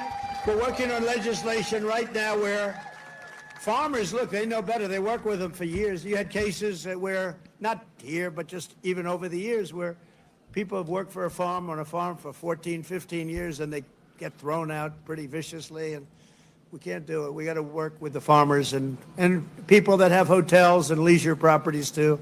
We're going to work with them, and we're going to work very strong and smart, and we're going to put you in charge. We're going to make you responsible, and I think that that's going to make a lot of people happy. Now, serious radical right people, who I also happen to like a lot, they may not be quite as happy, but they'll understand, won't they? Do you think so? Madam Secretary, look at you with a white hat on. Do you think they'll understand that? You're the one that brought this whole situation up. Tom Homan. All right, so let's go and read this post. Eric Doherty says, breaking, Trump announces he's working on legislation to protect longtime farm and hospitality workers who get thrown out viciously, presumably referring to immigration raids. And then obviously you guys heard what he said. So yeah, that's happening now. I don't know what to make of that. Now we'll reread what he said. He said, we're working legislation right now where farmers, look, they know better. They work with them for years. You had cases, I don't even know. You had cases that were not here, but just even over the years where people have worked for a farm for 14, 15 years and they get thrown out pretty viciously, and we can't do that. So I don't even know exactly what he's saying they're pushing for here. But it sounds to me the crux is like migrant workers, like farm workers, although the hospitality is a little bit weird. So I don't know what to make of this. I'll be honest. I've seen a lot of people pretty, I guess, upset. I mean, I guess in a certain sense, I guess I could say I'm kind of like, this is weird. I've told you guys on about the immigration thing. I don't know. I'm not some big immigration hawk and also I feel like I can't help but notice how this always keeps getting used against us. I mean, how we just talked about the big beautiful bill or whatever. It's like I forget what we talked about yesterday, the day before, the crazy raise in the budget for ICE for all this. It's something like a 2 or 3x, something crazy. And despite all that, then they're going, but yeah, we're not really going to do a whole lot, essentially, because we're gonna soften on this, we're gonna soften on that, so like, what are you doing with all this money? It's kind of, it's just weird to have the sweeping, huge, and then also just now it's kind of sounds like a little bit like like the air has kind of come out of it. Like what? So you got all this money for this huge boondoggle or this huge plans you guys had, and it sounds like now those things are kind of softening. I know, it just seems weird to me. But now I will say, so far as the kind of what I was getting at, I kind of don't really care. I mean, I'm a little bit like upset that we are spending this much on, immigration to begin with, but so far as like the idea of like, if the crux here is that we're going to somehow, I don't even really know how you logistically would go about doing this, but they're going to somehow soften on migrant workers or something. Hospitality workers is a little bit meh, but like, I don't know, at least my interaction, I mean, I've always lived in my life, I grew up in Maine. I lived there until halfway through high school, and I moved to Tennessee. Lived in Tennessee until, I did a semester in college, and I failed, and then I joined the military. So, and then when I joined the military, I got sent to Florida, and I've been in Florida ever since. So that's kind of, but I've been in rural areas the whole way through for the most part. So just kind of my interaction, my lived experience, I guess, when it comes to, people from other countries, migrants. It has mostly been migrant workers. It's been, I've lived in areas where there's lots of crops being grown and stuff, and I see them a lot. Never had a fucking problem. And if anything, I see those as, like, good. Like, I mean, don't get me wrong, there's definitely negatives, because there's, like, where I live near me, there's probably, like, a couple miles away, we call it, like, Mexican City or something, kind of jokingly, and it's, like, just hordes of Mexicans, and they have these whole, like, trailers, and then even like makeshift kind of like little like community areas where like I guess family, and I can literally at night sometimes I can go outside on my porch and I can hear the Mexican music of like them partying and having fun or whatever. But yeah, like those people are living super cheap. They're producing stuff. I don't know. They're working. I mean, I don't know to what welfare programs these guys are on. But I would assume you compare what they're producing into the economy versus what they're taking out of, they're probably doing pretty goddamn good. And, I mean, if you compare, who the fuck is there anyone out here that's really going to claim to me that if, like, say we magically had some sort of, let's say we had a button that could get rid of all the migrant workers and, like, all of them were gone tomorrow. Are we really telling me that it wouldn't just completely fuck the, like, produce market? Like, and I guess by extension, all sorts of markets. I mean, I don't know. That maybe, I mean, I guess I'll check the chat, see what you guys think. But I mean, this is really what, like, when you guys were all about immigration, was it really the migrant workers that we were concerned about? I mean, hospitality workers is maybe a little bit more dubious. I don't know. But farm workers? Like, is really the claim that the sort of farmhand jobs that you get migrant workers for, that we're just going to get whites to do that? Like, Americans? Good luck. I mean, sure, maybe if we had, like, we paired that with reducing welfare systems or whatever, if we were in a system where, like, hey, well, your option is go over there and pick some fucking maters, and maybe you can get a meal today, or you can not have a meal today. I mean, I don't know. People might be a little bit different, but that's not the world we live on. And ironically, that would actually kind of point to what I'm kind of driving at here, that, like, I don't know, maybe we should just reduce welfare. Because, I mean, the concern of all the right-wingers is always like, oh, these people are using our whatever, or, using all our, programs. I guess you could say they're using the roads or whatever, but I don't know. I guess I'm not that worried, that upset about it. I do find it confusing, because it's like, what the fuck? You guys were all, hyping up this whole big deportation, immigration push, whatever, and now it just feels like a signal for softening, while you've created essentially these crazy what look like they could be FEMA camps, like Alex Jones has been screeching about for forever. And then now all of a sudden it seems like, are you guys even really, what are you guys using these for? What's going on here? I don't know. Maybe I'm a little bit too anointed. I have no idea. I mean, I'm kind of curious what you guys' thoughts are on this, because I don't know. A lot of people seem to be really upset about this, and I just like, I mean, I think I'm confused by it, and like kind of my point in regards to like the budget increase and all that, and it does seem like a weird pivot, but I'm not particularly upset necessarily.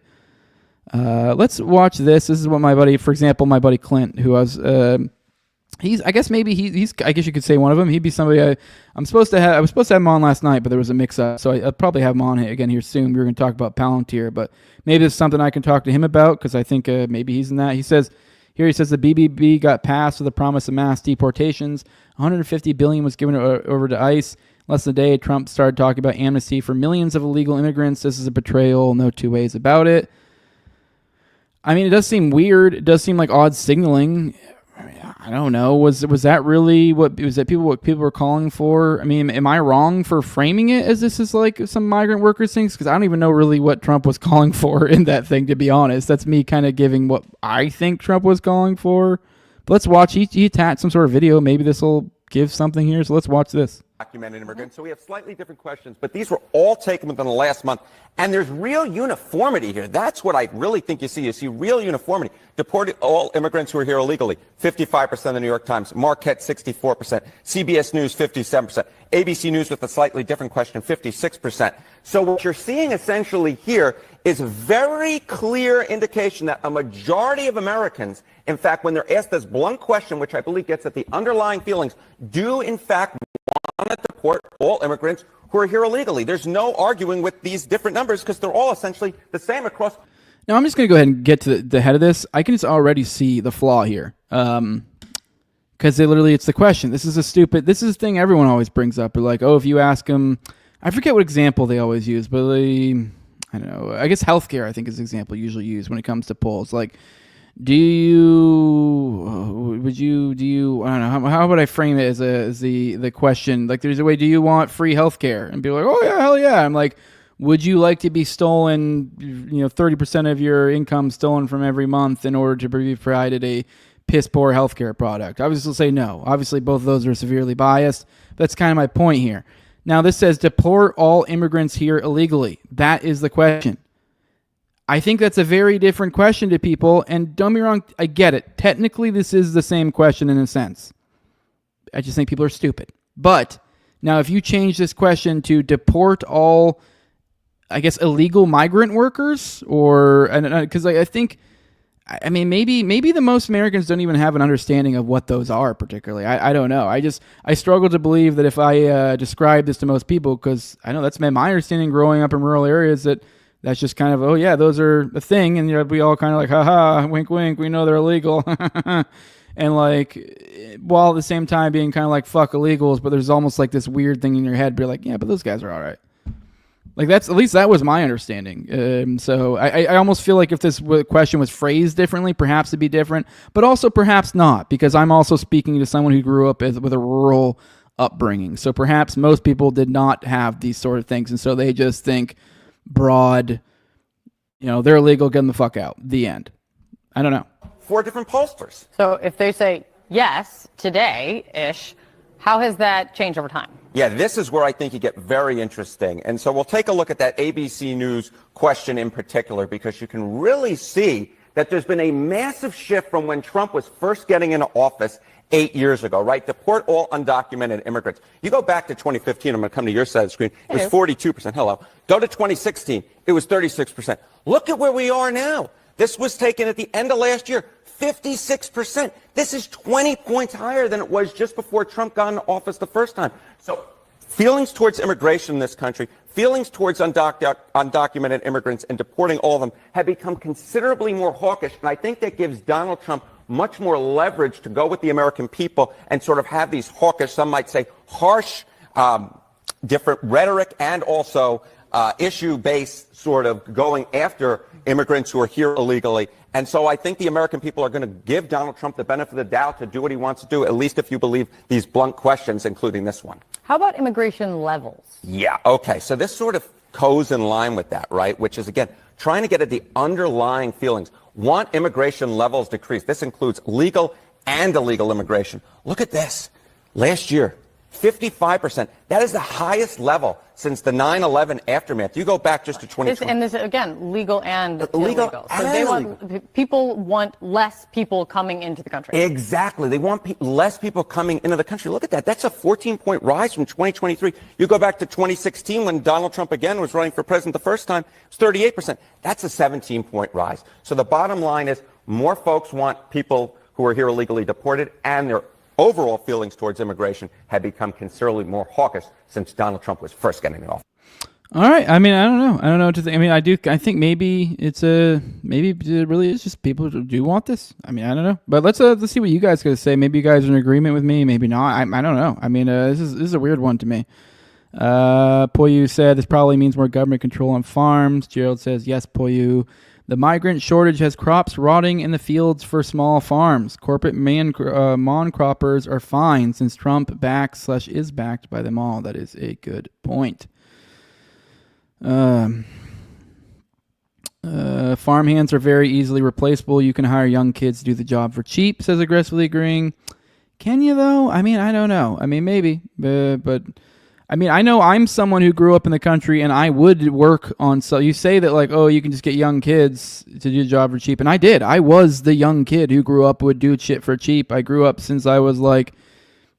I don't know. Maybe I was like 10, 11, 12. I was baling hay. Like, I would just, during the summer, find something to do. You know, I live in a rural area. You know, hey, Dad, you know, somebody who needs work. Hey, Mom, you know, like, and I would. And, I mean, hell, when I was, you know, so point being is, like, I didn't, I mean, yes, I was there, but it wasn't like there was a ton of kids or, you know, I don't know. I mean, there's not, even the rural areas, I didn't notice, like, a ton of kids or...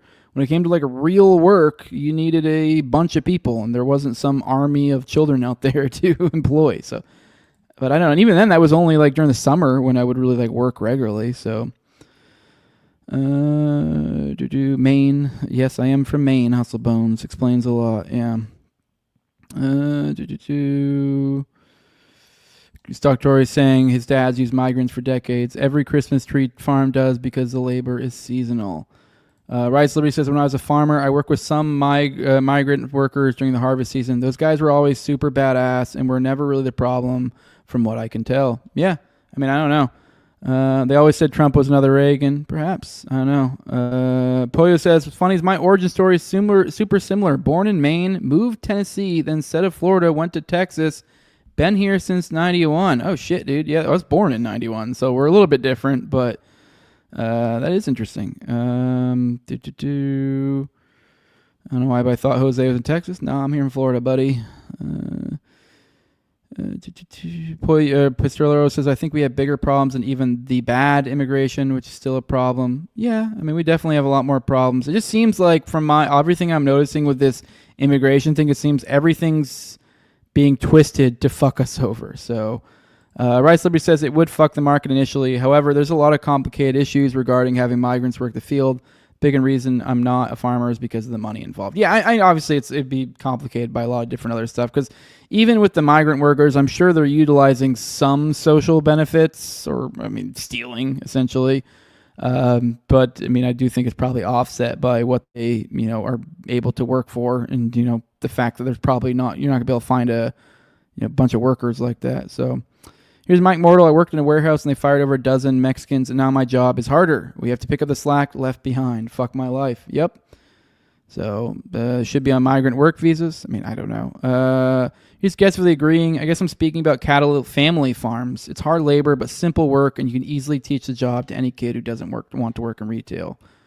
Yeah, perhaps. I mean, I don't know. I mean, I've also was not someone who it's not like I was family, like I was part of the family stuff. Like I just knew some people and would pick up work here and there. So it was mostly just be summer stuff. We need to bring back farming in this country. We need to make it profitable again and get out of the hands of gigantic corporations. Yeah, I agree. I would like to. It would be great if we're talking about just hordes of kids. Yeah, there you go. I could be like, yeah, screw these illegals. Like we don't need them. We got plenty of kids.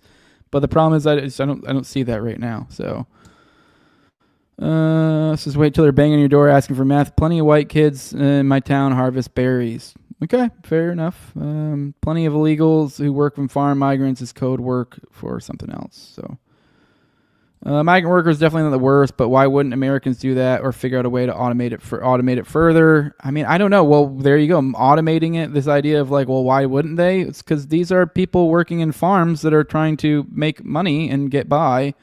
So the idea that they're just going to automate it, they may not really be in a position to automate. That's kind of like the point they were getting at earlier, where a lot of these like bigger farms are going to be fine with all this stuff, as opposed to small farms really getting fucked over. So I don't know. Most immigrants are not those farm workers you're talking about. Perhaps, I don't know. I think the idea that Americans won't do some job is bullshit. I mean, I don't know. I don't necessarily think it is. I mean, especially when you take into consideration, because to some extent it's also like they have a lower cost of living. They're not paying tax. So I don't know. I guess it's a little bit, I guess we're sort of subsidizing, the cheaper work in a sense. So, but yeah, I don't know. I think for the most part, it's kind of true. So, but I think that's also a result of, like I kind of got at before, social services and stuff. So, but when you're an illegal and I guess you probably only have access to certain social services. So you got to get to work, especially when you're a migrant worker. So, yeah. Farming's hard work, but worth every haul, says Poyu. So, But either way, it's not really like something I have strong opinions on when it comes to immigration. It just seems like I'm just noticing it doesn't seem to be working well. So, it's not normal to get blueberries, oranges, bananas all year round. The globalized food system created a false reality for all of us. Now nobody knows how we can store food anymore. Yup. I just don't want to compete for housing, and I currently am. Okay, fair. Hispanics are usually cool. Glad we don't border Pakistan. Yeah, that would suck. At one point, the U.S. government actually promoted the idea that people should grow their own gardens. It's something that I should have taken up. We need to supplement our food bills. Yeah, I definitely wish that was far more normalized. That's for sure. All right. I honestly think the migrant workers are more important to distribution centers, says aggressively disagreeing. Most aren't equipped with full-blown automation, so they use temp workers. Okay. Mike Morrow says everyone who had land grew a good-sized garden and chickens. We might have a good chance of changing this. Yeah, then it wouldn't also be an issue either, too. This whole illegal thing, because you'd be making your own stuff. It's not even being duped into slave labor. It is nationalizing the farm industry and regulating it so only corporations can compete. Lowering wages, so therefore family farms close. Exactly.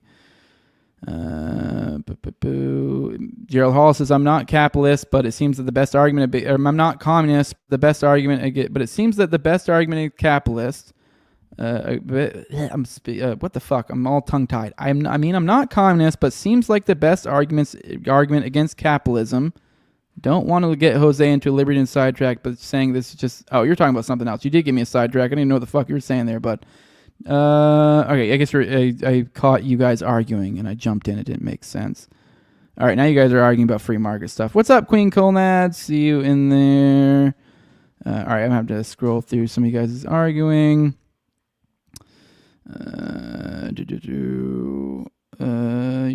Even if you deport 40 million, you also don't have to fee. Okay. All right. Well, I think I might move on because you guys are deep in some sort of argument. I can't even keep track of it, so I don't really know what to bring up. All right. Let's get into the next thing. This is from Owen Benjamin. Just didn't think I'd be sharing that, but I found this particularly interesting. This is a fun, and I guess not fun. Fun is definitely the wrong word to use here. But I found this particularly interesting. He shared this little tidbit. He said the founder of Israel really enjoyed raping and murdering girls. He openly bragged about it. Israelis are notorious cowards in war too. They shit their pants a lot. That's why they always need Americans and deception. Men who rape and murder women have no inner strength when it matters, and Israel is so full of these guys. Check out this alpha Israeli who just got exposed for rape and cowardice. When they see an innocent guy, girl, or a happy boy, they want to take it from them. That's what makes them come.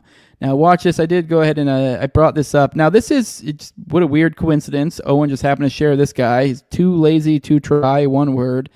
And I don't know. I find this to be, he covers this sort of content. So it's like, it is kind of smut, but it is enjoyable smut. I don't know why. I like it. It is like stuff like, oh, here's Tucker, I don't know, Tim Dillon making fun of Elon for spurging out. Or it is kind of smut shit, but it is, I don't know, I find he does a good job. But, well, like influencer drama. It's gay, but kind of a guilty pleasure.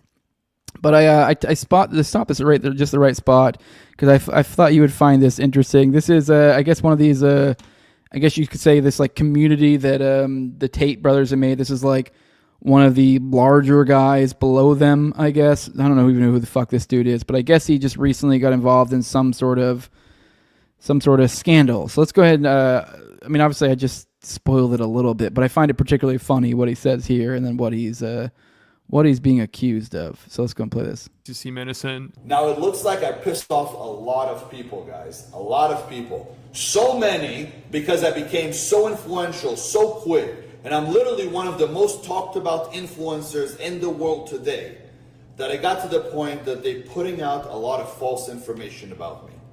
A lot of bullshit. But you see, I never thought I'd say this, but I'm going to say this. It's going to come out of my mouth. You ready? It looks like the Matrix is attacking me. That's what it looks like.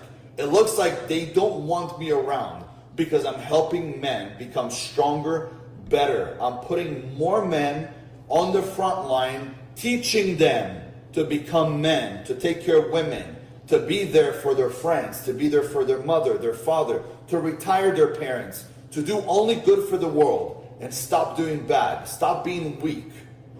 It's upsetting them. But it's okay. Don't worry. We're still going to be here. So, of course, he claims. And as I just said a bit ago, what this guy is being accused of is rape. Apparently, I think it said, I watched this video and it said when he was 18, I believe him and his brother raped a 15-year-old. I guess they said they beat her and raped her, which, like, obviously not cool. Now this was when he's 18. I don't know. I mean, he looks kind of a bit older here, so I don't, obviously I don't know the truth of this. I did not look into any of this.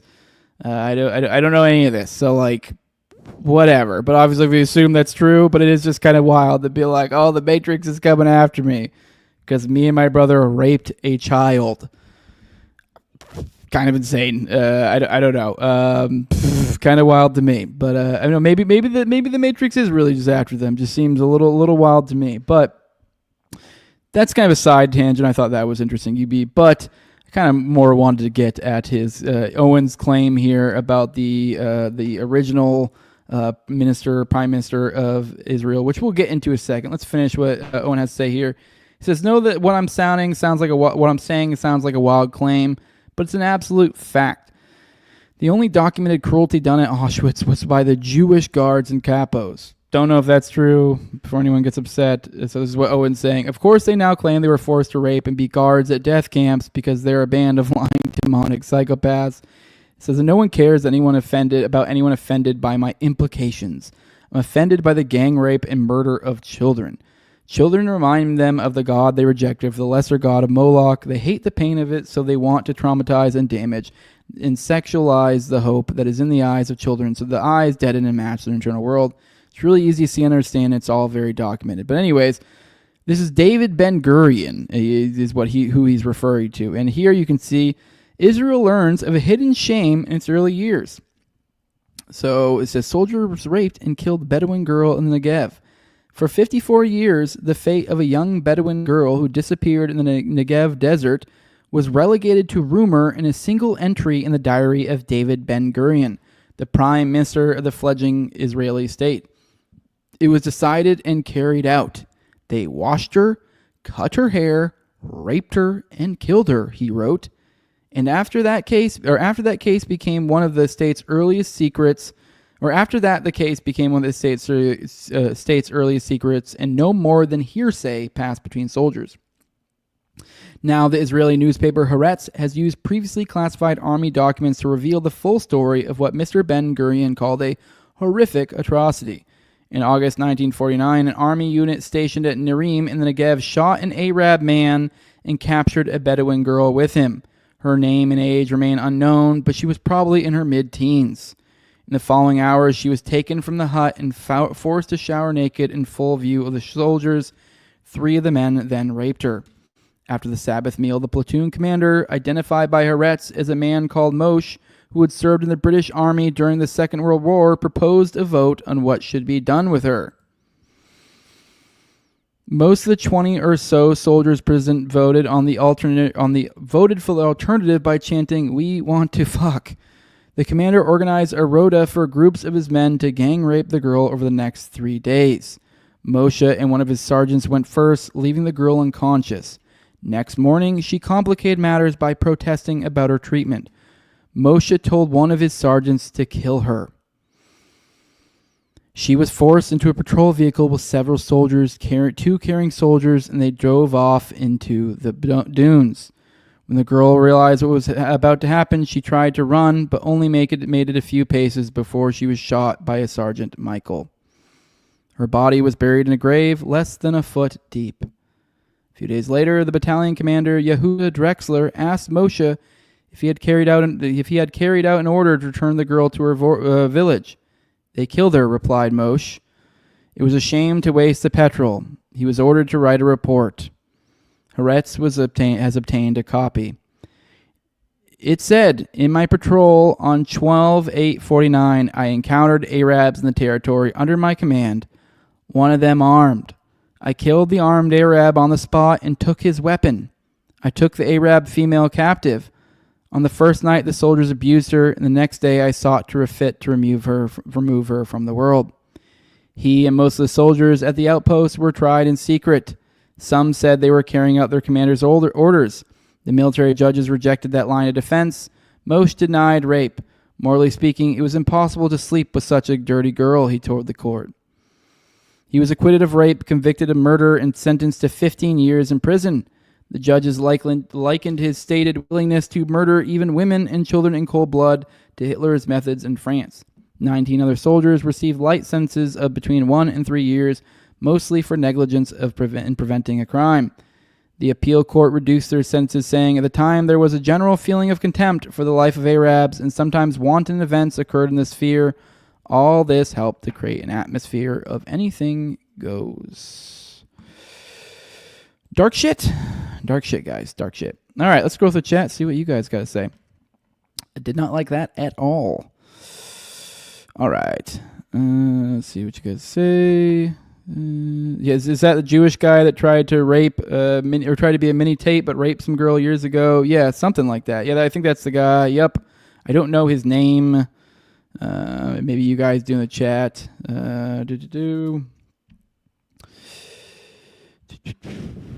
right. You guys are talking about kale for some weird ass reason in the chat now. Man, you guys getting some weird shit in the chat.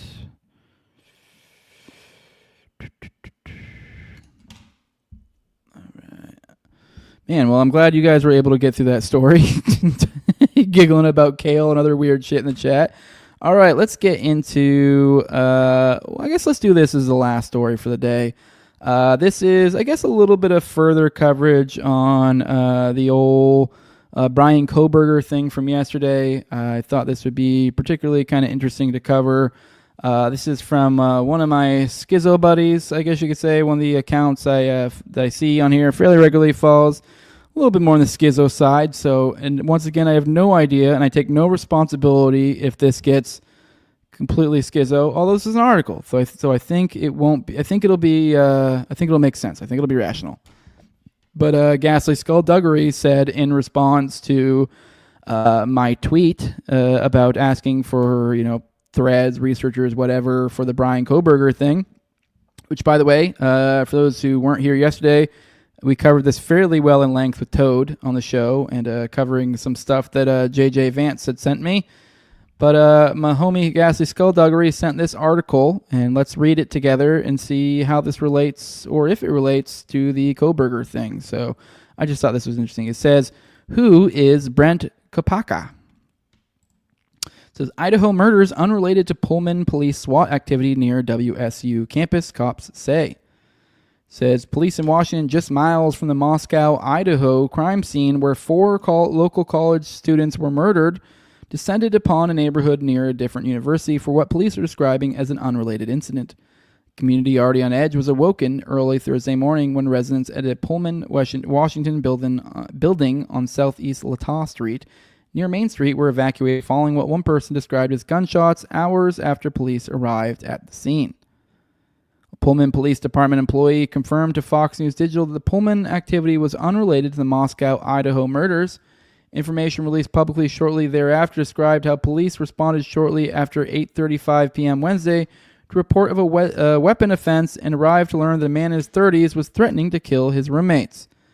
The man allegedly barricaded himself inside his apartment after police tried to speak with him. As crisis negotiators tried to make contact, he began firing from his apartment, at which point the building residents were evacuated. Pullman Police Chief Jake Obgenorth, that's wrote in the release. After unsuccessful negotiations, escalating behavior, and continued danger to the public and officers, the male was shot by a member of the Whitman County Regional SWAT team. The suspect was found deceased when the Whitman County Regional SWAT team cleared the apartment. Obgenorth said, police have not identified those involved. Photos from the scene show multiple law enforcement personnel and vehicles descended upon an area adjacent to the south side of WSU Pullman campus in the early morning hours of Thursday. Neighbors and witnesses stated they heard multiple gunshots in the area. WSU Pullman sent out its first public alert just after 3 a.m. local time about the SWAT team operation. Later alert was sent out around 4:30 a.m. and stated the Pullman Police Department had resolved the situation and declared the scene all clear. Phil Weiler, Vice President of University Marketing and Communications for WS Pullman, told Fox News Digital the school was not involved in the incident, but issued a shelter-in-place order to notify our students and make sure they avoided the area. Rory Schuller, a WSU Pullman senior, told Fox News Digital a friend saw more than half a dozen police vehicles parked outside his building just before 9 p.m. Wednesday. Schuller recalled hearing what he described as being bean bags and tear gas and said police appeared to break a window to a building resident's apartment. When we started hearing gunshots from the gunman, the first one at 2:15 a.m., I counted 26 shots from the gunman. Schuller said residents were evacuated from the area around 4 a.m. and taken via bus to a different location. At the beginning of the situation, I don't think I really grasped the gravity, but as the shots kept firing, I just felt like there's a rock in my stomach. It just kept getting nervous. Building is located just 15 minutes and about 9 miles from the crime scene in Moscow, Idaho, where 4 University of Idaho students were killed more than 1 month ago. On November 13th, 21 years old Kaylee Goncalves and Madison Mogan and 20-year-old Ethan Chapin and Zena Chernodal were discovered fatally stabbed inside the girls' off-campus home. The victims' bodies were discovered just before noon on November 13th. The home at 1122 King Road is located just 1 block from the University of Idaho campus and within eyeshot of some fraternity houses. Officials have said they believe the victims were asleep when they were attacked between 3 a.m. and 4 a.m. Each victim suffered several stab wounds and some showed signs of trying to defend themselves. The homicides were carried out on the 2nd and 3rd floors, officials said. 2 other roommates were on the bottom floor of the home and were unharmed, police said. Last week, police revealed that they had received tips and leads about a white 2011 to 2013 Hyundai Elantra spotted near the crime scene in the early mornings of November 13th. They are seeking to speak with the person or people who were inside the vehicle and are asking the public for any info. Moscow Police Department is urging the public to submit any images or information. Okay, so obviously this was put out while they were still trying to figure out who did it, because we had the Kohberger thing. So this is another one of the on-the-ground things that I think the point that probably Skullduggery is getting at here is this is one of those things that likely probably got memory hold. And it was like, oh, yeah. So we had this thing that, was it 9 miles, 15 minutes away within the same month? We had some dude who, what is he? He was threatening to kill his roommates, barricade inside his apartment. It was something in the realm of 30-ish shots or less, I think. So yeah, I guess the idea is here is hey, there's some other weird shit going on. What is this? And then now this kid's name was, I'm guessing this guy's name is Brent Kopaka. I didn't say that in the article, but let's look him up. Maybe something comes up when we look him up. It's a pretty unique name. So So who? One second. Let me look at something here. Here we go. Here, I found another article or another thing on Twitter. Let's see what this person has to say. This is Brent Kopaka. He's a 36-year-old Purple Heart recipient. He served in the U.S. Army from 2005 to 2009. 508th Parachute Infantry Regiment, 4th Brigade Combat Team, 82nd Airborne Division. Brent was injured in Afghanistan. He suffered a debilitating brain injury. He suffered from PTSD. He threatened his roommates and ended up in a confrontation with police, resulting in a standoff with SWAT.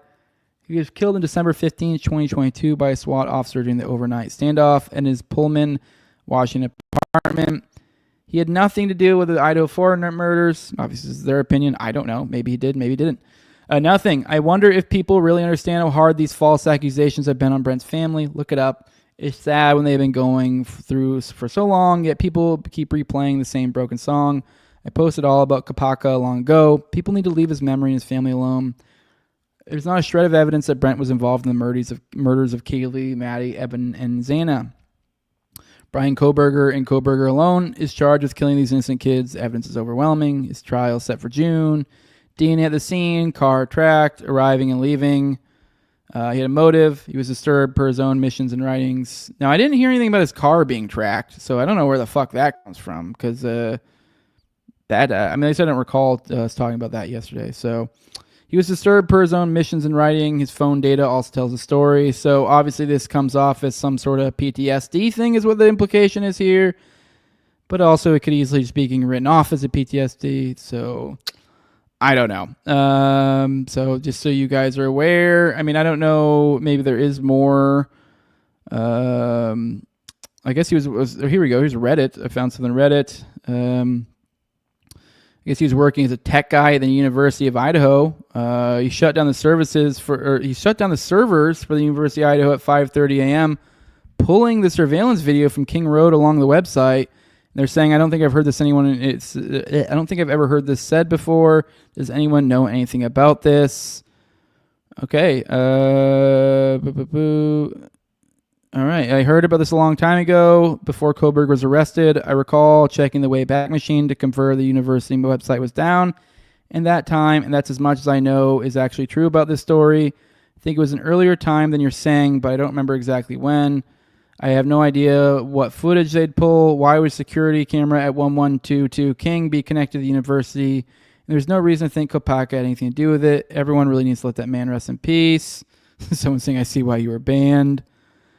All right, I don't know. Well, I need more. I mean, so I don't know. Maybe there's just schizo shit.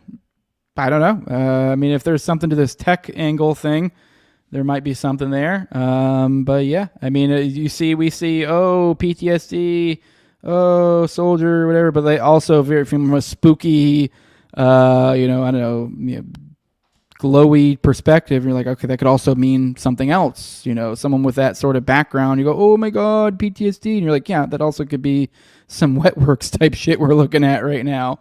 I mean, I don't know what his all his background was, but I know he did say some sort of military stuff. So not outside the realm. I mean, I don't know if it was anything too crazy. So, but I don't know, whatever, crazy stuff. I think that might be it, guys. I mean, you guys know anything about the Kopaka angle here?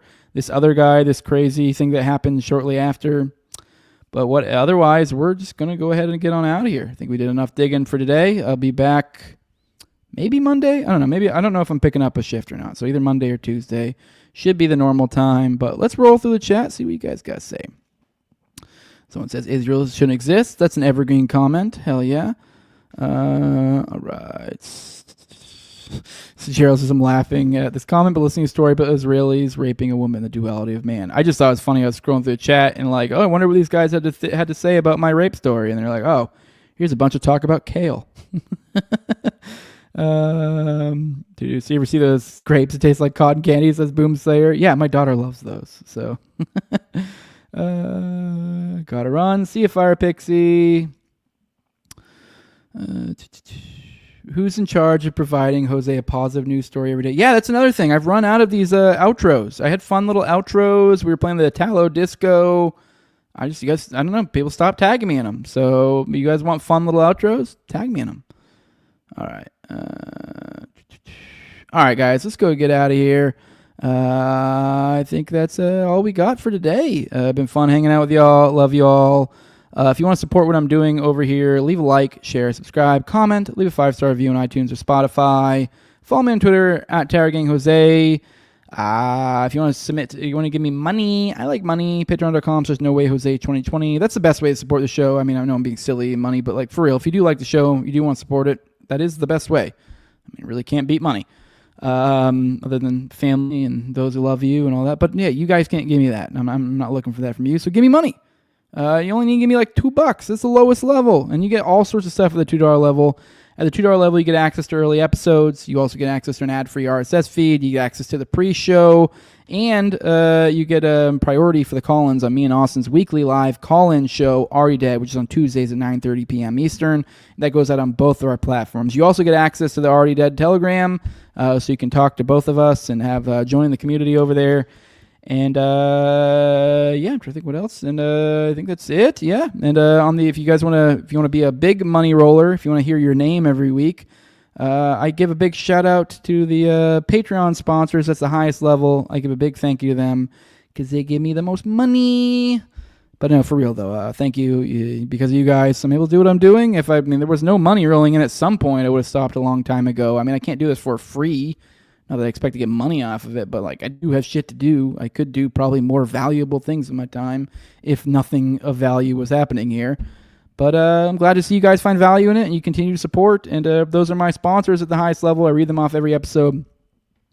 I have who used to be my co-host on Terra Gang at Terra Gang Toad, also at AbricatDs, at COVRACK, at _Infasil, Tim Tuttle, at John Klebel, Will Bells, Delicious Blueberry Rabbit Eye Wine, big fan of the show, Torrin May, and Jordan Peterson. With that, guys, we're going to get out of here. Make sure to hit that like button. I'll see you all next time. We're out of here. Deuces. Oh, never mind. There's some more chat stuff. Let me see if there's anything in here. No, just everyone saying bye. Bye, everyone. Bye. Deuces.